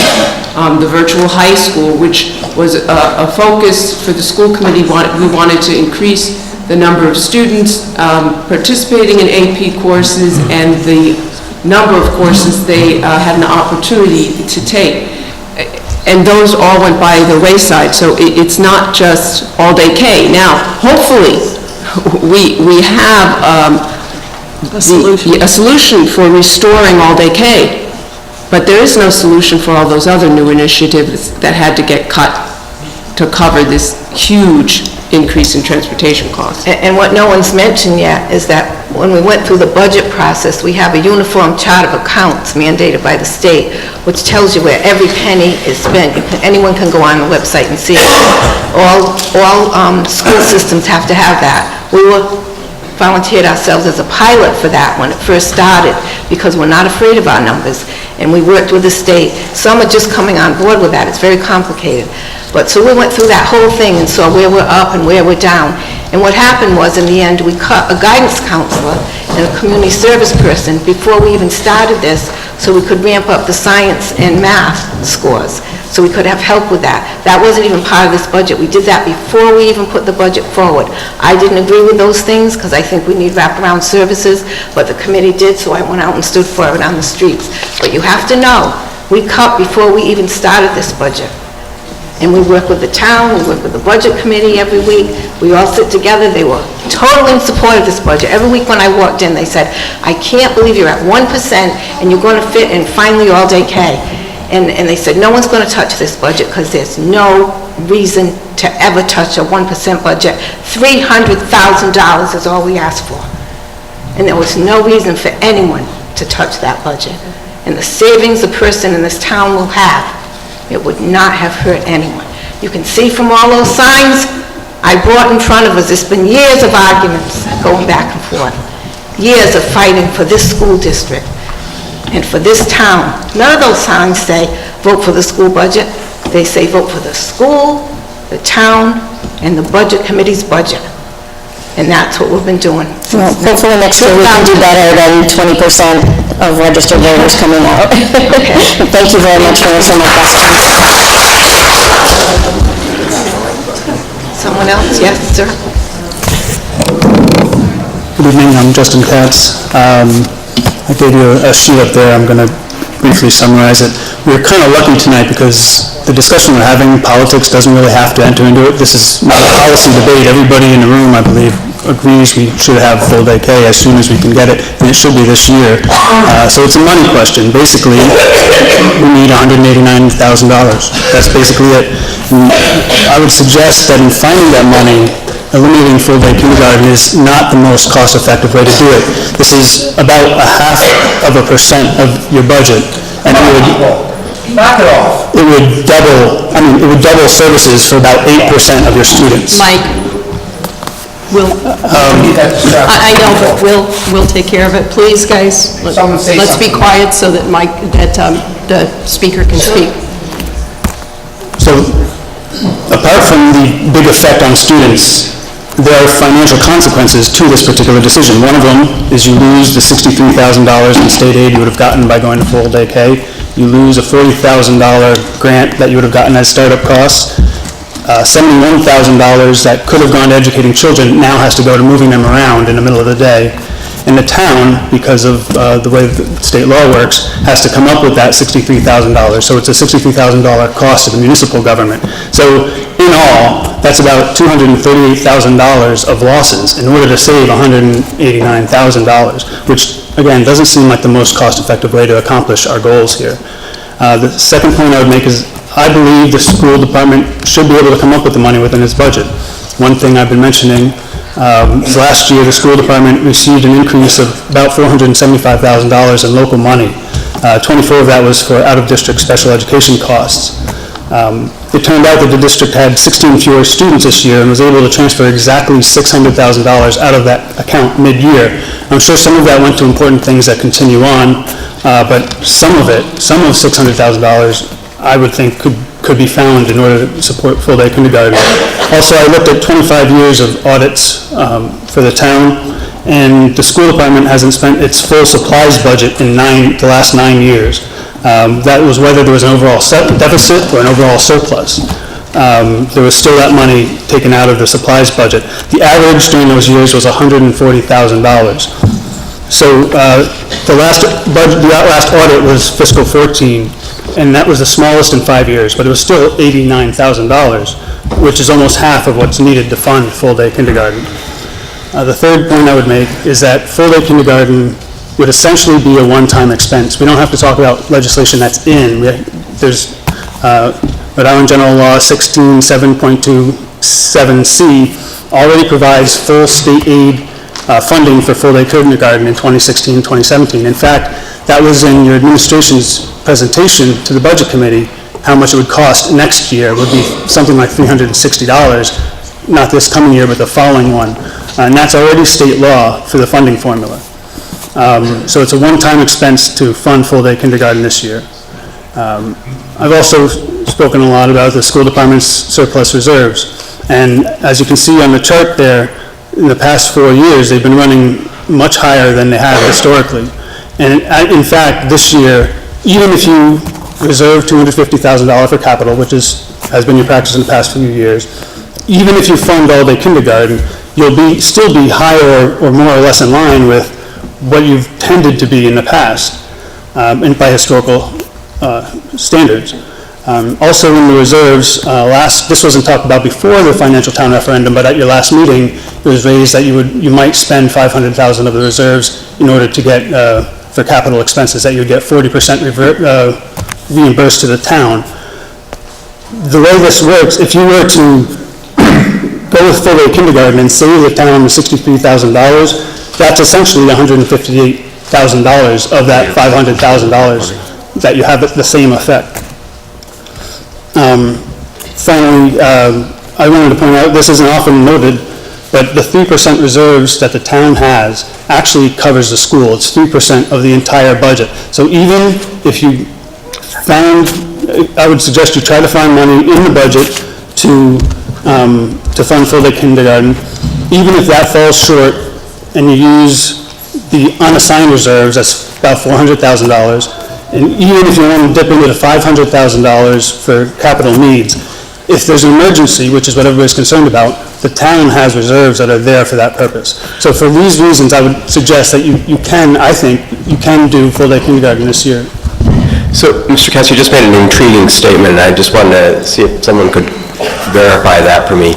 So the 3% that the town has in reserve is for the total budget, including the school system?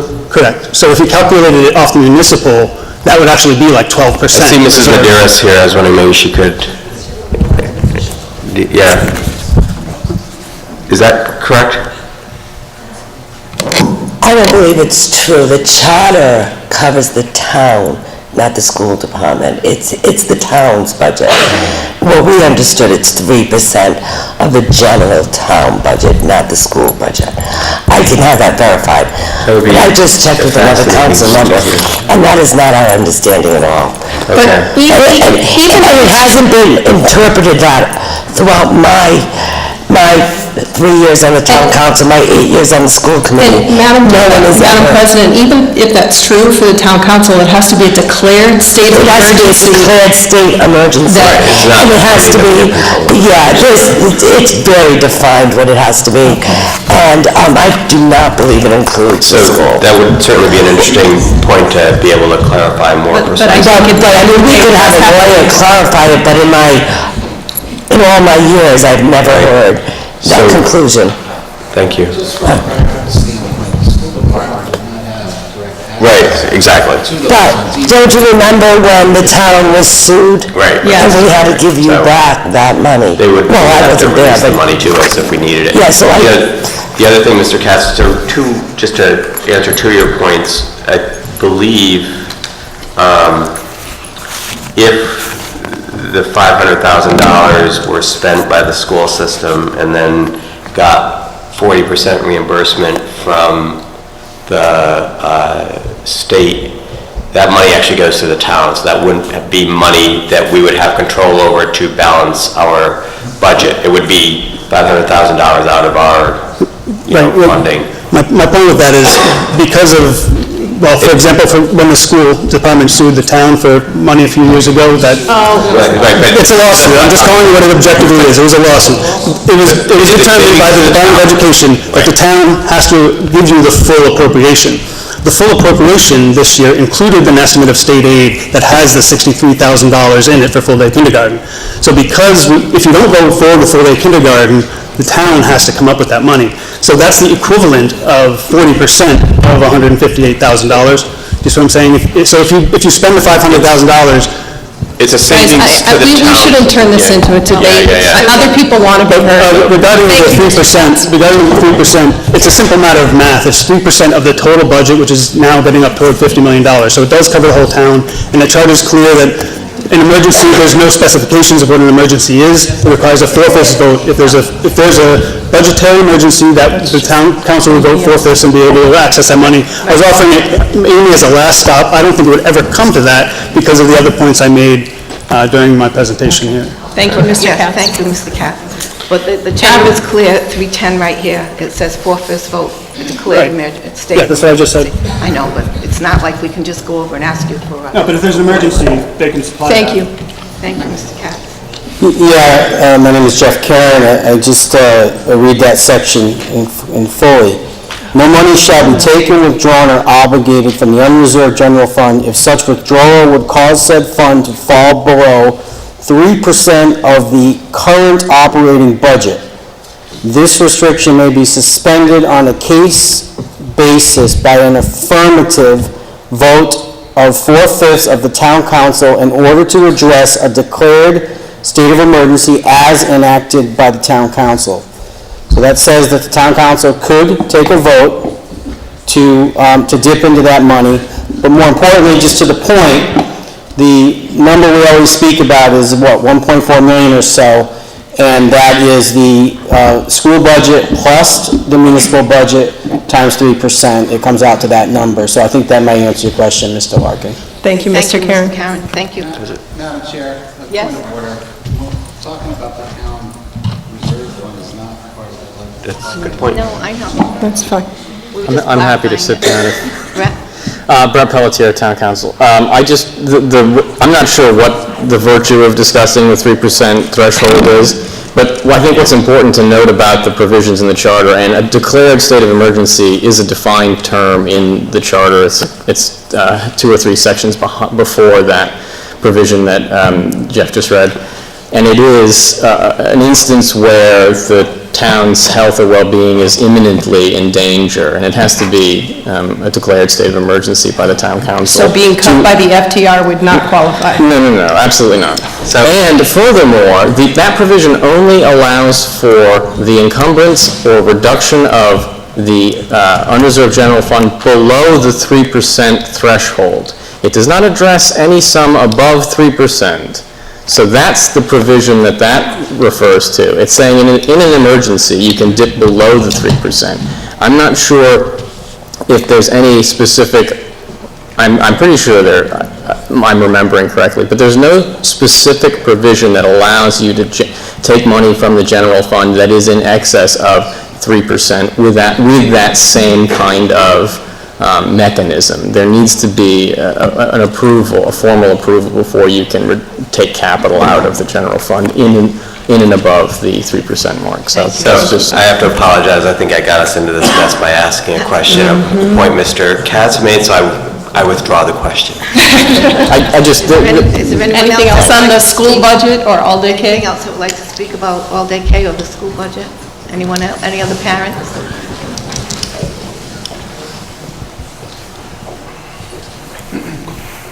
Kelly Levesque, 114 Tiverton Drive. I just want to know, since our last meeting, did we actually rescind our $40,000 grant? And if so, are we able to get it back if miraculously all-day K does go through for September? We've sent a letter to RIDE. They've been gracious enough to put it in advance, so they're holding on to the money until June 30th. Good news keeps coming. Thank you. Thank you. Mr. O'Dell? Good evening, my name is Jim O'Dell. I'm on Warren Avenue here in Tiverton. Briefly, I just want to say again, as I did say at the Financial Town hearing, my wife and I both have been very supportive of the school committees, Mr. Willick's and Mr. Fiore's efforts to control the spending. I further would like to applaud all of you for your actions as using surplus to help pay for capital improvements when possible. It does actually show your intentions are positive, as is your commitment to all the schools. However, I'm here this evening to ask the committee to right what I consider a wrong. I'm asking for you to offer all-day kindergarten to the 120 eligible students this year. And if the true reason for not offering all-day kindergarten this year is about the money, which is $126,000 outstanding, I can help with that. Last fall, while participating as a member of the School Facilities Committee, which was formed to prioritize repairs needed to the buildings that encompass our school system, one line item in the fiscal year budget 2015-16 that was approved by the voters is $53,500 to replace ballasts and inverters for the emergency lighting at the Fort Barton Elementary School. This work was done prior to the September 2014 meeting of the School Facilities Committee. From that one line item, I found nearly half of the money needed to fund all-day kindergarten this year. That $53,500 is extra money that is not needed for its intended purpose, as that item has already been addressed and repaired. I'm asking for the people of Tiverton that the school committee commits to offering all-day kindergarten. It's not only the right thing to do,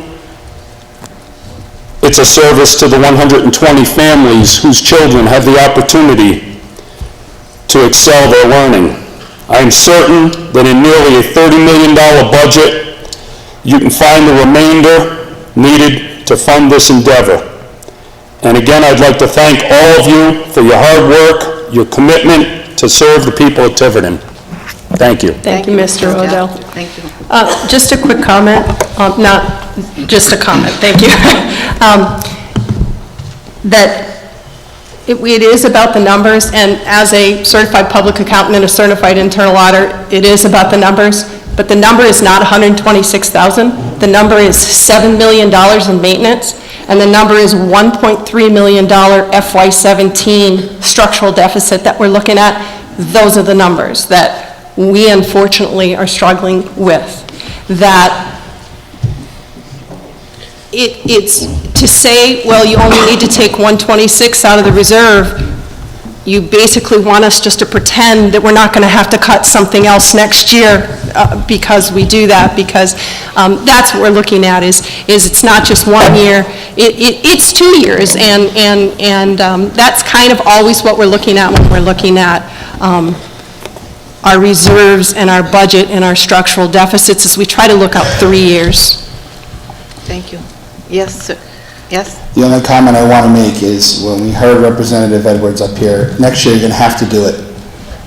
So I know we have these But they're providing the funding. Coming down the road, but next year you have to have all-day K. Well, we have to have it next year. With the funding. We have to have all-day K next year. You have to find the funding. No, they're giving the funding with the mandate. I understand. What I'm saying is part of the bill that will be passed is for fiscal year 2017. It's a mandate that you'll have to have all-day K. Right. So the budget committee will have to find the money to put in as a line item. No. Okay. Okay. Thank you. Okay, Thank you. Well, then I'm being confused, because every time we have something about all-day K, we're talking about 2 years from now. So No, I think- maybe I'll just be quiet, because when I'm talking initially about all-day K, I'm hearing, and I appreciate it, but I'm hearing a lot about 2 years down the road. So I thought we were trying to talk about this year. I think, and maybe if I can gloss Mrs. Palish's comments a bit, it's not, I think what she's getting at is that it's not just $126,000 to implement all-day kindergarten with the $60,000 we would save from the bus run. It is really a substantial financial obstacle that we're facing in the next 24 to 36 months. I think this conversation tonight's been really very useful, and it's nice to just be talking about the numbers, and that is really what it is. It is not a question of policy, it is not a question of the benefit, it is a question of really the risk we incur if we don't, in a way, you could sort of say the result of the referendum was spend less money, not spend more. And so less it is. And this is one way of spending less, and it's really, unfortunately, targeting the innovations, but those were the programs that we didn't have already, not targeting the programs that we would have to otherwise cut funding from somewhere else, because the appropriation is the appropriation. And that in combination with these other things, and that's why I was kind of trying to make that point, the budget we should have asked for should have been a 2.9% increase. The budget that we'll have to ask for next year with these overages is, 3, 4, maybe 5%, something like that. So it's not just all-day K. I think that would be something that people can get behind fairly easily. It is the entire morass of interrelated costs. So. It just proves my political stance is kind of fuzzy. I just wanted to make sure that I understood that not this upcoming school year, but the following school year. It is a mandate. It is going to be a mandate, so all I was trying to ask is, you will have to find.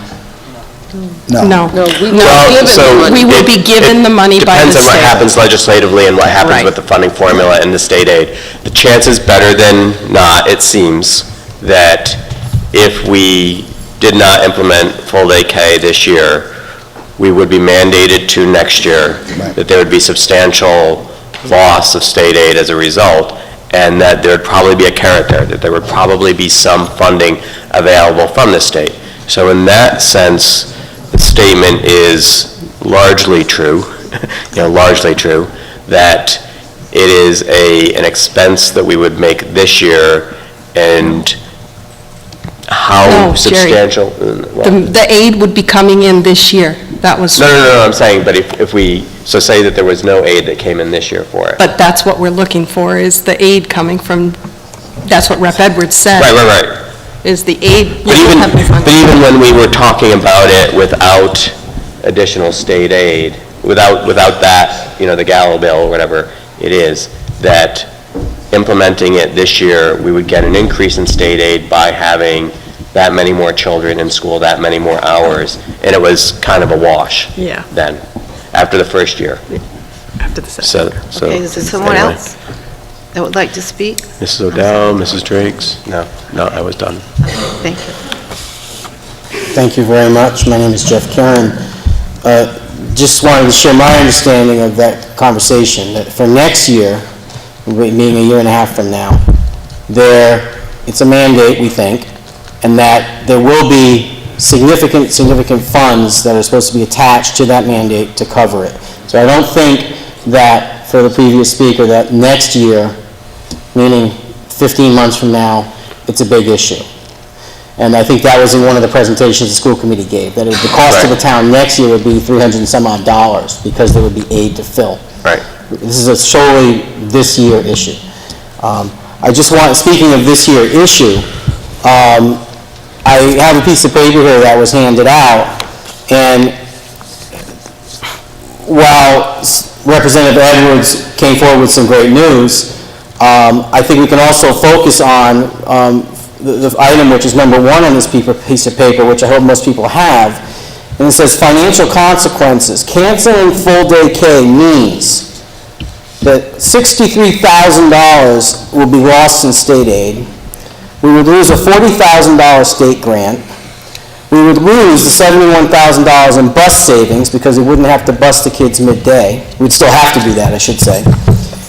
And then there's this issue because of litigation, it's my understanding, that the town would then owe the school department $63,000. So I want to stress what I heard earlier and what I see on this piece of paper, which has Mr. Katz's name at the top of it. So it says here, that's $238,000 in costs to save $189,000, without even considering the cost to the students deprived of full-day kindergarten and their families. So even independent of the great news that Representative Edwards brought to us tonight, it would seem that the fiscally wise thing to do would be not to forfeit $238,000 to save $189,000. And on that basis, perhaps not tonight, but independent of the news that's coming from the state, it would make prudent sense, in my view, to have the full day K because it costs less than what we're going to lose. And I'm sure that these numbers, now that they're published, will play out in the press in the upcoming weeks if they need to. But I'd just like to call attention to that it would be foolhardy to assume $238,000 in costs due to lost aid and whatnot that are listed here, just to save $189,000. Thank you. I think 3 of those numbers are misleading and incorrect. We're not losing state aid, we're simply postponing when we're going to receive it. We're not losing $71,000 of bus savings, we're simply postponing when we're going to receive it. The last issue of $63,000 in municipal funds that the town is going to have to make up. Mr. Fiore, did we not use the more conservative number? Yes, that's correct. The state aid estimate that we put in our budget does not include... Doesn't include that. An estimate for adding all-day K. Yeah, and with all due respect, I mean, this information sheet is, I'm sure it was done in earnestness and in all honesty, but I'm not sure the numbers add up completely. And I don't know, I can't do it that fast, so, anyway. But, so Doug, just, so the state aid number that we put on the docket was the lower of the 2 numbers we were given by RIDE and did not include the $63,000 for the full day K. That's correct. That's the number we Thank you. provided to the Budget Committee. Yes, Mrs. O'Dell? Yes, my name is Madeline O'Dell. I live on Warren Avenue. I'm a little bit confused because originally you were going to have a full day K. And then you said things came up, and now you're talking about next year and the year after. What really precipitated you? I mean, I'm a little confused. It keeps growing as to why you're not having it, and I'm a little confused. So, no, that's not the whole story, though. Well, so Mrs. O'Dell, I think, I think there's a lot of different things. One is our budget did not fully account for the increase in transportation that we had. It did not fully account for the increased healthcare costs, and then the appropriation was $126,000 less than we requested. So that's what it came down to. So we had to come up with that money somewhere in the budget. Transportation, it's concerning to me because It's next on the agenda. I mean, we just sit and take that. No, we didn't. So that is actually, that's an agenda item this meeting, and we can probably talk about it at that point.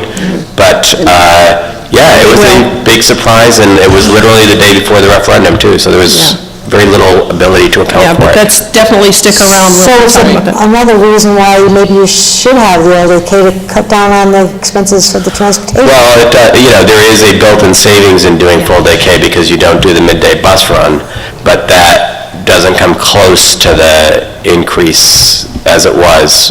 But again, it's an agenda item at this meeting that you will be interested in hearing about, I think. Okay, thank you. Thank you, Mrs. O'Dell. Thank you. Hi again. One last comment. In fact, the gentleman before me clarified a lot of what I was going to say, but I just want to plead with you, and I can appreciate budgets because I also do that for my job as well. I would like you to consider peeling out the all-day K portion of your decision because of, number one, the impending mandate that's going to come down in 2017, and the other conditional items that were just talked about as far as some of the money closing that gap. And I agree that the numbers, I haven't looked at that page, but there seems to be some fuzziness in some of the numbers that have come around tonight. But we can all appreciate that some of the factual numbers do close that gap. There's definitely a savings in transportation, and there's also a $40,000 grant.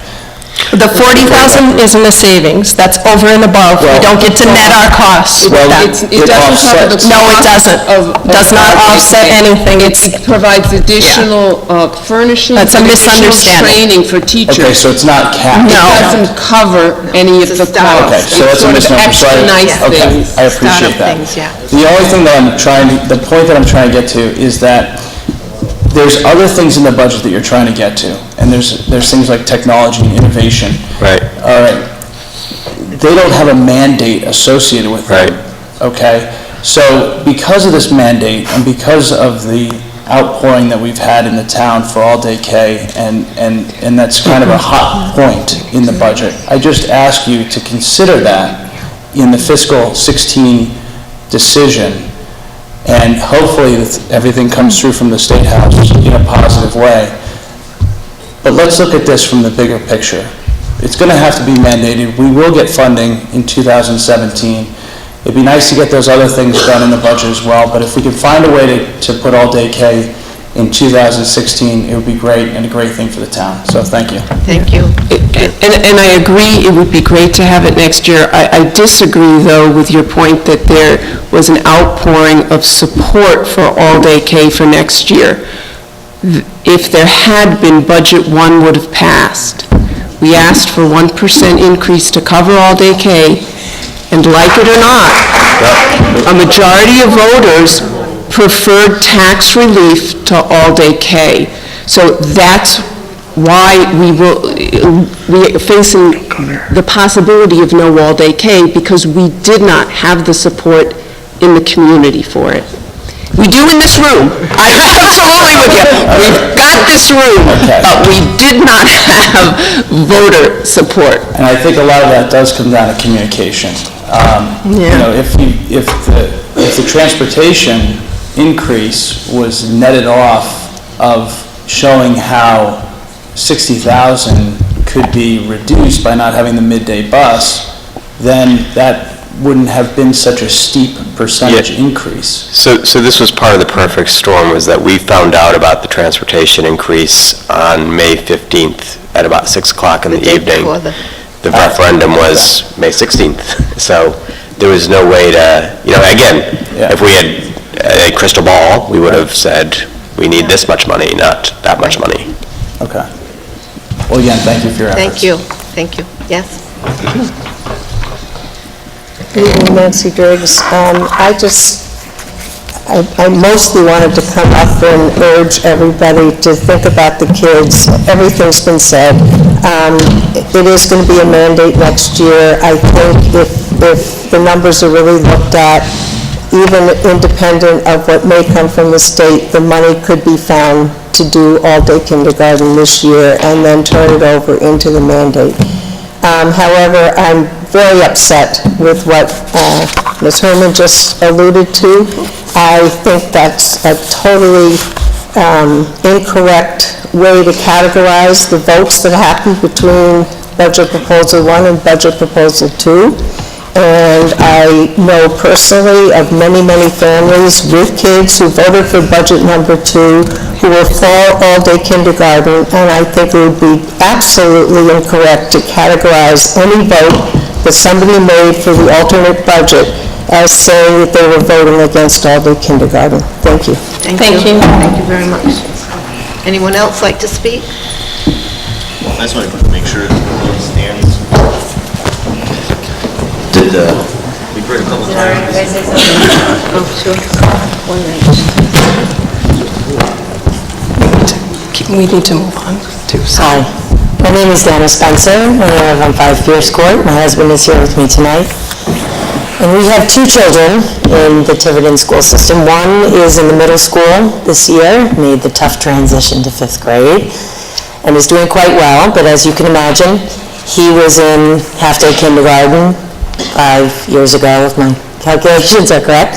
So I've had the experience of half-day kindergarten. I want to talk a little bit about that in a second. I also just want to say I'm only speaking tonight now at this point about us and our experience and our family, because I have heard a lot of talk about numbers and figures, and you can cut it a million ways. And what it still comes down to is how it affects 120 families, probably for this year, and many, many folks in this community and this community in years to come, because of what you've done potentially to shortchange those 120 kids. My almost 5-year-old Beckett is a gregarious, fantastic, outgoing, eager learner. He goes to preschool as well, that my husband and I pay for, and he goes 3 full days a week. And a day that we don't go to school, Monday and Friday, does not pass without him saying, I want to be in school every day. Why can't I go to school every day? And I want to foster and encourage that. I have considered alternatives to having him enrolled in Tiverton kindergarten this year because I want to give him that opportunity. And it has nothing to do with money for us. We are fortunate enough to be able to afford to do that, if that's what it came to. There have been a lot of things said outside of this venue about parents like us who are interested in full-day kindergarten for other reasons besides wanting our children to get the best education. So I just wanted you folks to hear from me a little bit about our experience in half-day kindergarten. Our son Griffin had Pamela Kane at Fort Barton Elementary, and she is absolutely, I'm sure still to this day, a fantastic, dedicated teacher. He went to school Monday through Friday, and then he was bused from school to SELC's, Conduit Learning Center, which, created, as you can imagine, and a lot of folks have said, a pretty crazy day and a pretty crazy week for us and for our family. Pamela Kane, in order to keep up with the very rich curriculum that she wanted our kindergartners to have, would routinely send Griffin home Monday through Friday with suggestions of 2 to 3 hours per night of homework that we had to do to keep him up to speed. I just want to make that point because it is the work that we had to do that made our lives crazy, but we did it anyway, to get him through the kindergarten program that we all feel as parents this year going in is substandard. It's not Pamela Kane's fault. I imagine her job has only gotten harder with core requirements and all the other stuff she's had to deal with in the last 5 years. So I don't know if you folks have asked the kindergarten teachers, but I suppose if you did, they too would support full-day kindergarten like all of us, all of you. And I think it's just important that we just bring the perspective back to really what the impact is on our kids and on our families and really on our schools and on our town. So thank you for listening. Thank you. Just for everyone's information, we've been talking about this since December. We in fact did have Mrs. Kane. We had all the principals. We had some of our other kindergarten teachers. We had many of our first grade teachers. We had many of our current kindergarten and first grade parents who came in December and spoke with us, and we were all in agreement how important this program was. We've been talking about it for 6 months. That's why we put it in our budget. That's why we work so hard to come up with a 1% increase.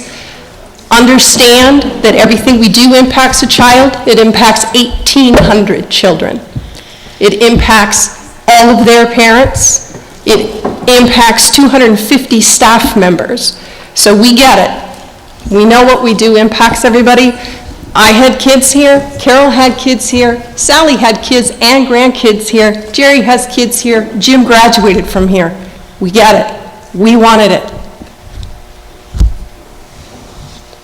Is there anyone else that wants to speak? Wait, There's a couple good points, but yeah, go ahead. Hi. Like the previous mother, I'm here to talk about my kids' education. My daughter here will be entering kindergarten in the fall. My son's now in the first grade. He was at Picasso for kindergarten, which was half a day. He was then put into Fort Barton for first grade. At the end of the school year, he's at where he was supposed to be at the beginning of the year. My son has to repeat first grade. If he had all-day kindergarten, maybe he wouldn't have to. And that's all I have to say. Thank you. I have a couple of practical questions that I want to ask. Sorry about this.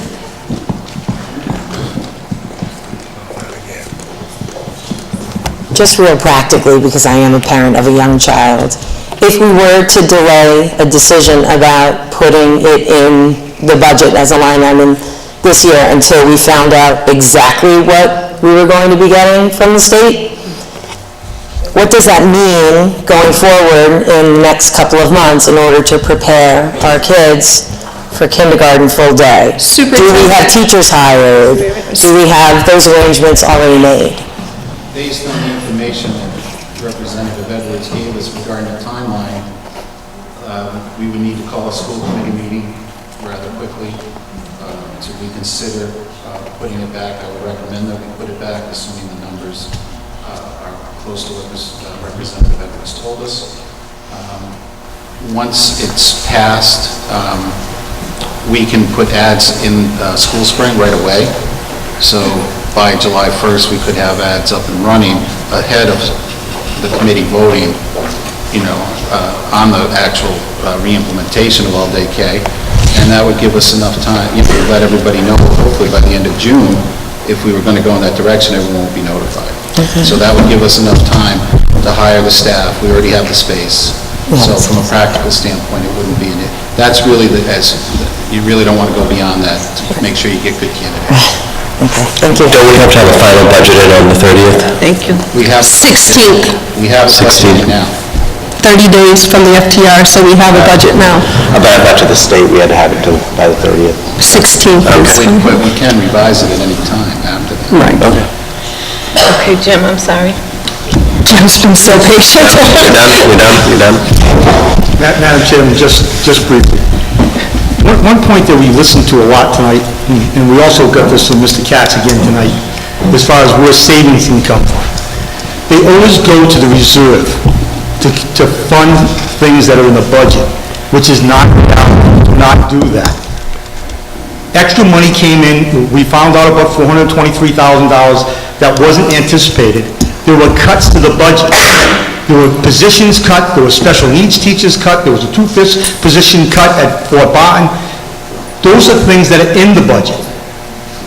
Mr. Katz always goes to the reserve when he talks about funding things, and that leads us to the problem that we have every year. He's talking about money that's used for capital, and he's trying to put it into the budget, which doesn't work.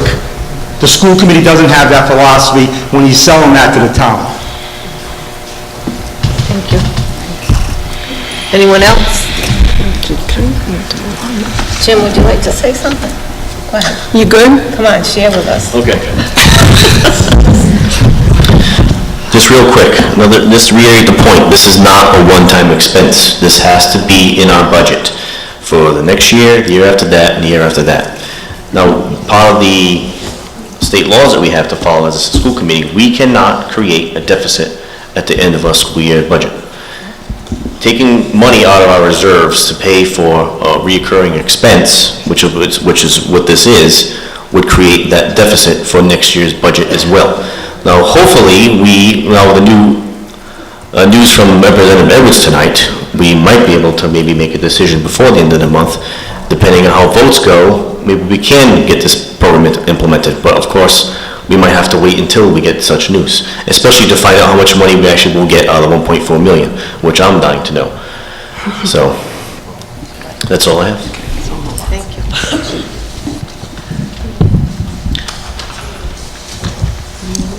Okay, so... Yes. I'm just wondering about the possibility of setting a meeting to continue this discussion next week. Our next scheduled meeting is the 23rd.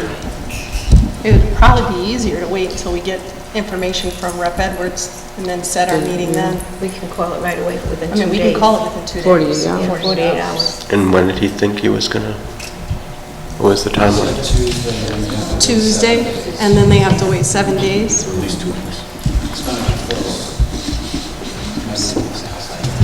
So the 16th is Tuesday, and then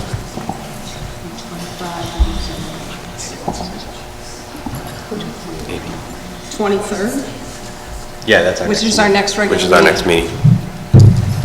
So we should know something by then. Amy, would you like to say? If we know then we just have it on the 23rd. It looks like it's going to be Sooner. days after, we just schedule another. We can schedule it. All right. I mean, we already got the 23rd. I don't think it's going to happen before that. Okay. And if it does, We can call a meeting. Okay. Can we then put this on the budget, or the budget? Agenda. The agenda for the 23rd, all-day kindergarten, and the budget? Well, it'd have to be reconsideration. Reconsideration of the budget.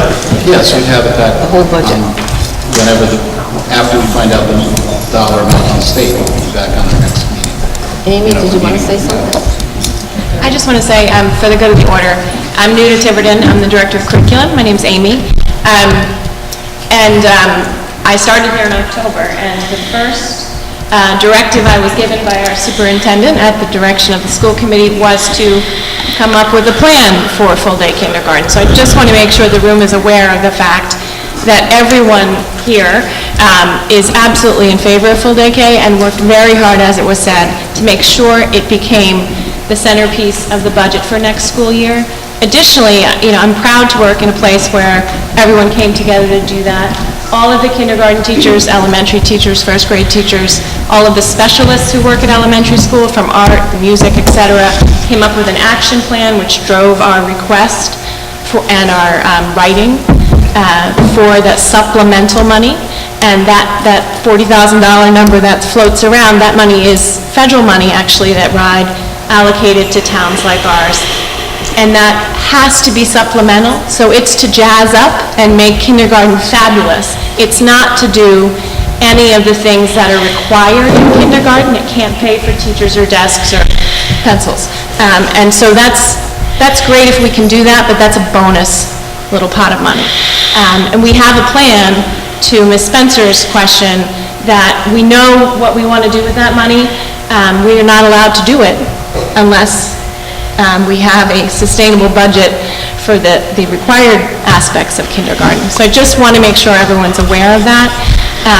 And it's great to be in a place where people want education, but also where there's fiscal responsibility. So there is a great balance at the school committee level, and I just want to make sure everyone is aware of that.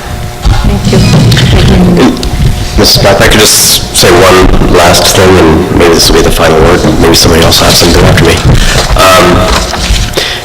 Again, this is not a policy issue. It's really a budgetary one. And the question that I think we all have to think very hard about is, what risk are we willing to take? Because we have some very tough budget issues next year, and it's not about should we have all-day K. Of course we should. It's really, do we fund it this year and put ourselves that much further behind when we have to really go to the town with a very difficult budget next year. So, a lot of people in the room here are involved in that, both in the formulating the councils and the school committees and the budget committees' budgets, but also people who want to, who may feel differently and have put forward alternative budgets. It's going to be a very tough budget next year, and this will just make it tougher, even though everybody who's sitting up on this stage really wants to see full-day kindergarten implemented. Thank you. Anyone else? Okay, next item on the agenda is the draft. 6B. Yeah. Or are we going back up to 5A? Yeah, the dual enrollment Before policy. we move on, to make it clear to the audience what we're doing. Okay. Go ahead, Bill. What we'll do is we're going to have a meeting, we have a regularly scheduled meeting on June 23rd. Between now and then, we'll stay in contact with Representative Edwards regarding the status of the budget. As soon as he gives us the green light that the budget's been approved, hopefully it will be before June 23rd, or at least at the very least, if he can, I don't want to say guarantee, but assure us with a high degree of probability that the money will be given to us, we can then discuss it on the 23rd. If for some reason it goes, our information isn't there by the 23rd, we'll just go on a 48-hour basis and have the meeting as soon as we get the information to reconsider the vote. Well, we have it on the agenda for the 23rd. That's if we can't Yeah, have it on the 23rd. theoretically still decide to do it. Go out from that point on. And I guess when we know, we'll try to communicate it through Facebook, And just so parents, paper, we'll try to get information out so people know. and I think folks need to, some in the audience may know this, some may not. Other school districts have the ability to send home flyers to their parents regarding budget issues and beyond updates of what's going on in the school. In Tiverton, we cannot. I believe it's 1218 in the charter that does not allow for that. So we rely on our parents, the groups that work within the schools. We write letters to the editor. We've gone on cable TV. So we do what we can, and I know Mike mentioned, possibility of social media. That is an issue, a longer-term issue that's going to come out of our strategic plan, which the committee will be reviewing in the next few weeks. But we do make every effort that we can, that we're allowed to reach out to parents. So please spread the word. We'll do our best, but we are kind of handcuffed, more so than maybe some other districts, as far as actually getting the information out to the parents directly. So we'll have something on the 23rd. Oh, and just so everyone knows, it will say discussion possible reconsideration of the budget vote. It will not say all-day K. The reason we can't do that is because it's an open meetings violation. You have to be specific enough so that people know what you're discussing, but you can't be so specific that you hamstring yourself as far as what else you could talk about. So if we would have noticed it FY 16 budget all-day K, that's all we could have discussed. We couldn't have discussed virtual learning, we couldn't have discussed, you really, when you start limiting that, you're telling the people that's all we're talking about.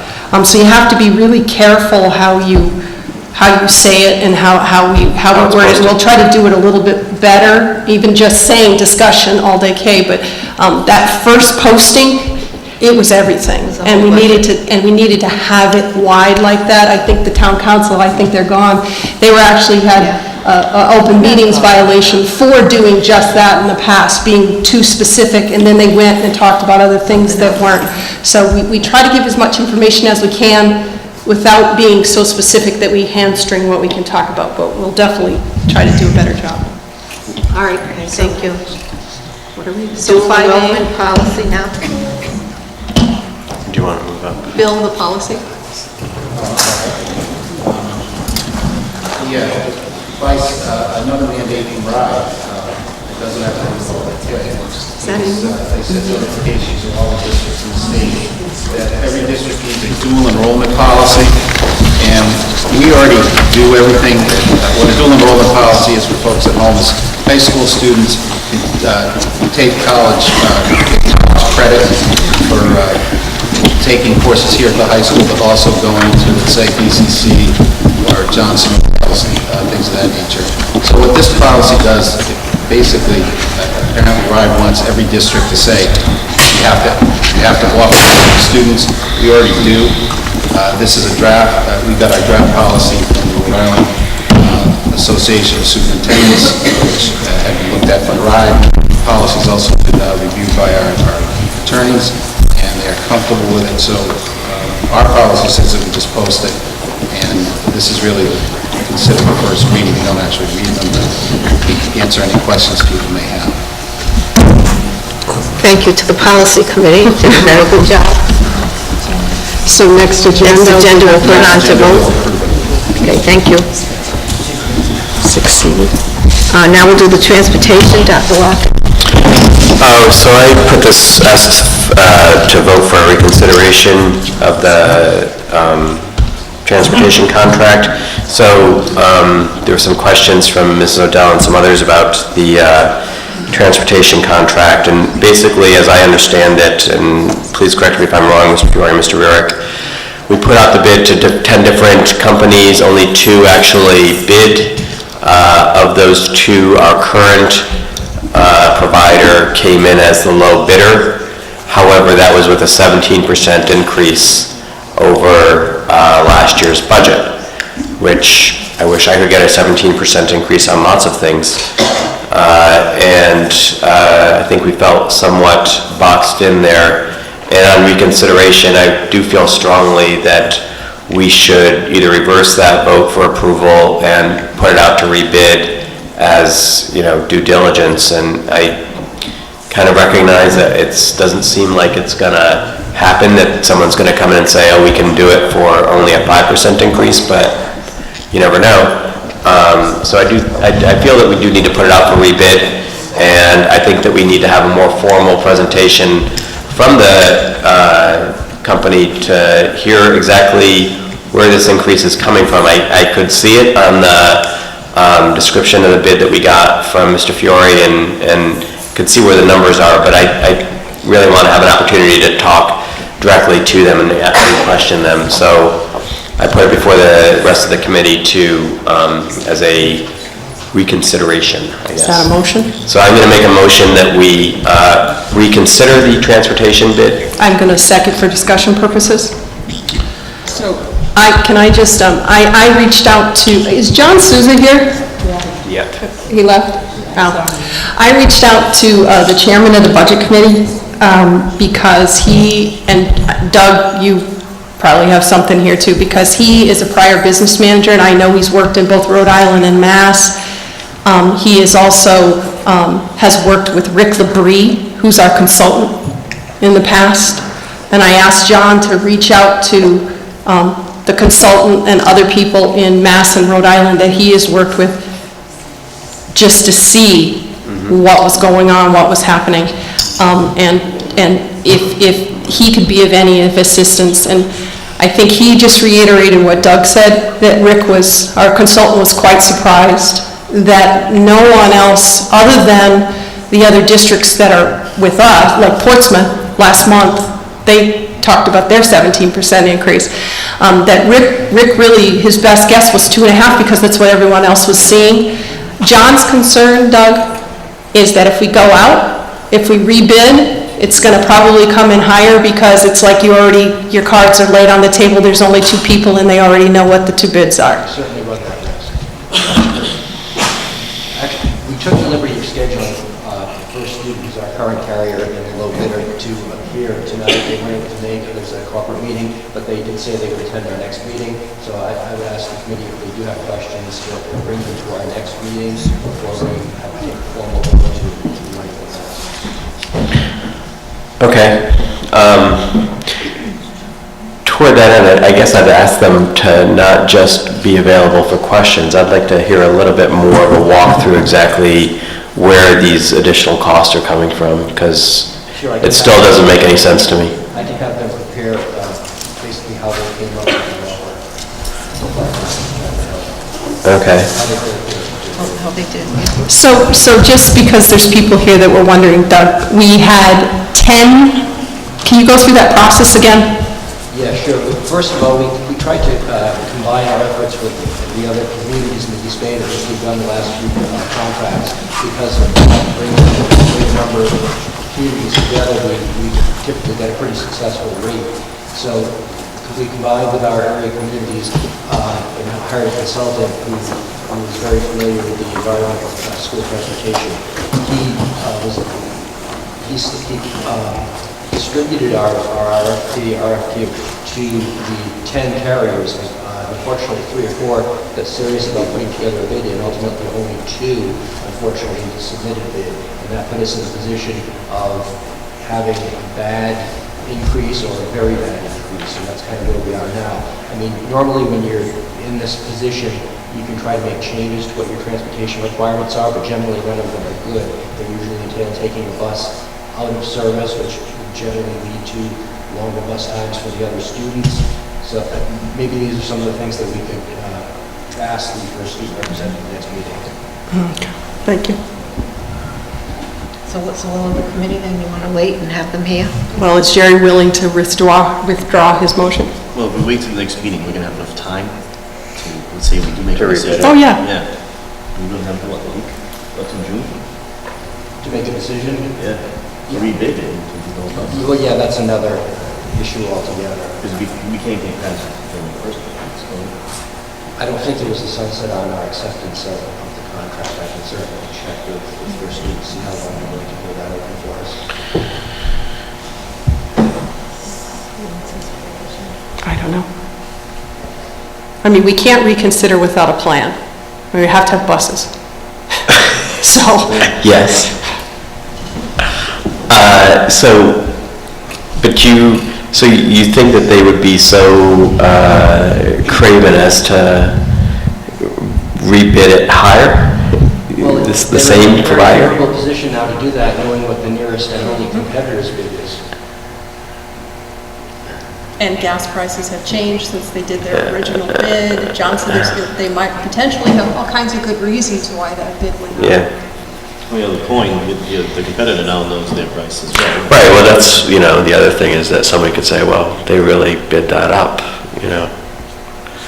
so. Or, and the worst case scenario would be that they were only bidding for us because they were obligated because they wanted the other communities, and maybe we're not that profitable and they may not put in a bid at all. Right. That's the thing. No, the rate was the same across all the communities. A couple of those that would be very difficult increase to deal with. And then due to other reasons, the communities did not get that level of increase. Is it possible to maybe join hands with communities and also get the unfavorable increase? Is it possible to put some pressure? Portsmouth has already approved theirs. There we did. Yeah, I think we got that from last time.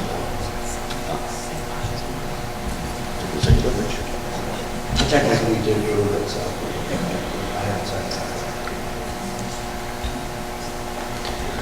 Would it help to ask our consultant to engage with the busing company? Because he's the one who felt that a 2.5% increase was reasonable. So perhaps he would be the one who could best represent, our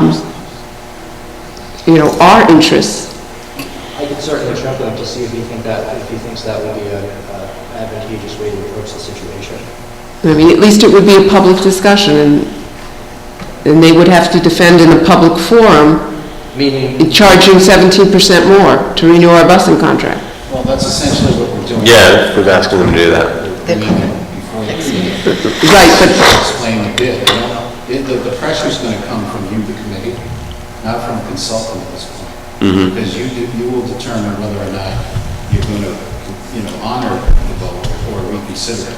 So you have the ultimate hammer. it's just that the consultant is more knowledgeable and can speak to why he felt 2.5% was the increase we should be budgeting for. If that's the case, yes, but to say he could give his view, but if you want to try to get a better deal than was proposed, it's going to come down to the school committee. What they'll tell you is they'll say, okay, you won't look at not having monitors for middle school run, that will save you money. Maybe not upgrade your buses to newer units like we had planned. All those things they can explain to you, it will become an option. But they based it on what we gave them, so if we want to change that, that would be part of the conversation we got. So they would be able to then give us some idea of if we wanted to change things, where savings would be. Yeah, they're the ones that would be able to They could tell us that. So I'm willing to withdraw the motion, and we'll have it on the agenda next year. And you're not going to sign the contract until we finish the discussion. All right, I withdraw the motion. Okay. We'll have them here at the next meeting. Okay, that's it. Then we have discussion, possible vote for home teaching. Ask the school committee to approve the elementary homeschooling request. I make a motion to approve the homeschooling request. Second. Any questions? All those in favor? Okay. Just for the record, I didn't vote for the busing contract because I thought it was outrageous. Just so everybody knows. Okay, so, We did too, but we had to have a bus. that's right, of course you did. Reports and announcements, anybody? Anybody have any reports? Dr. Locke's request, I did put the financials through May and the basic. Thank you. So I just thought it would be useful to know where we are, and it looks like we're about on target. We're pretty much tracking the budget. We have 1 month left. The heating season's over. Some of our big variables are known, and so No $500,000 surplus. Thank you. Does anybody else have anything? Mr. Eric? All set? Mrs. Herman? No. No, executive. Yes, I make a motion that we go into executive session for superintendent's evaluation under SS 42-46-5A1. Second. Second. All those in favor? Yes. Thank you, everyone, for coming.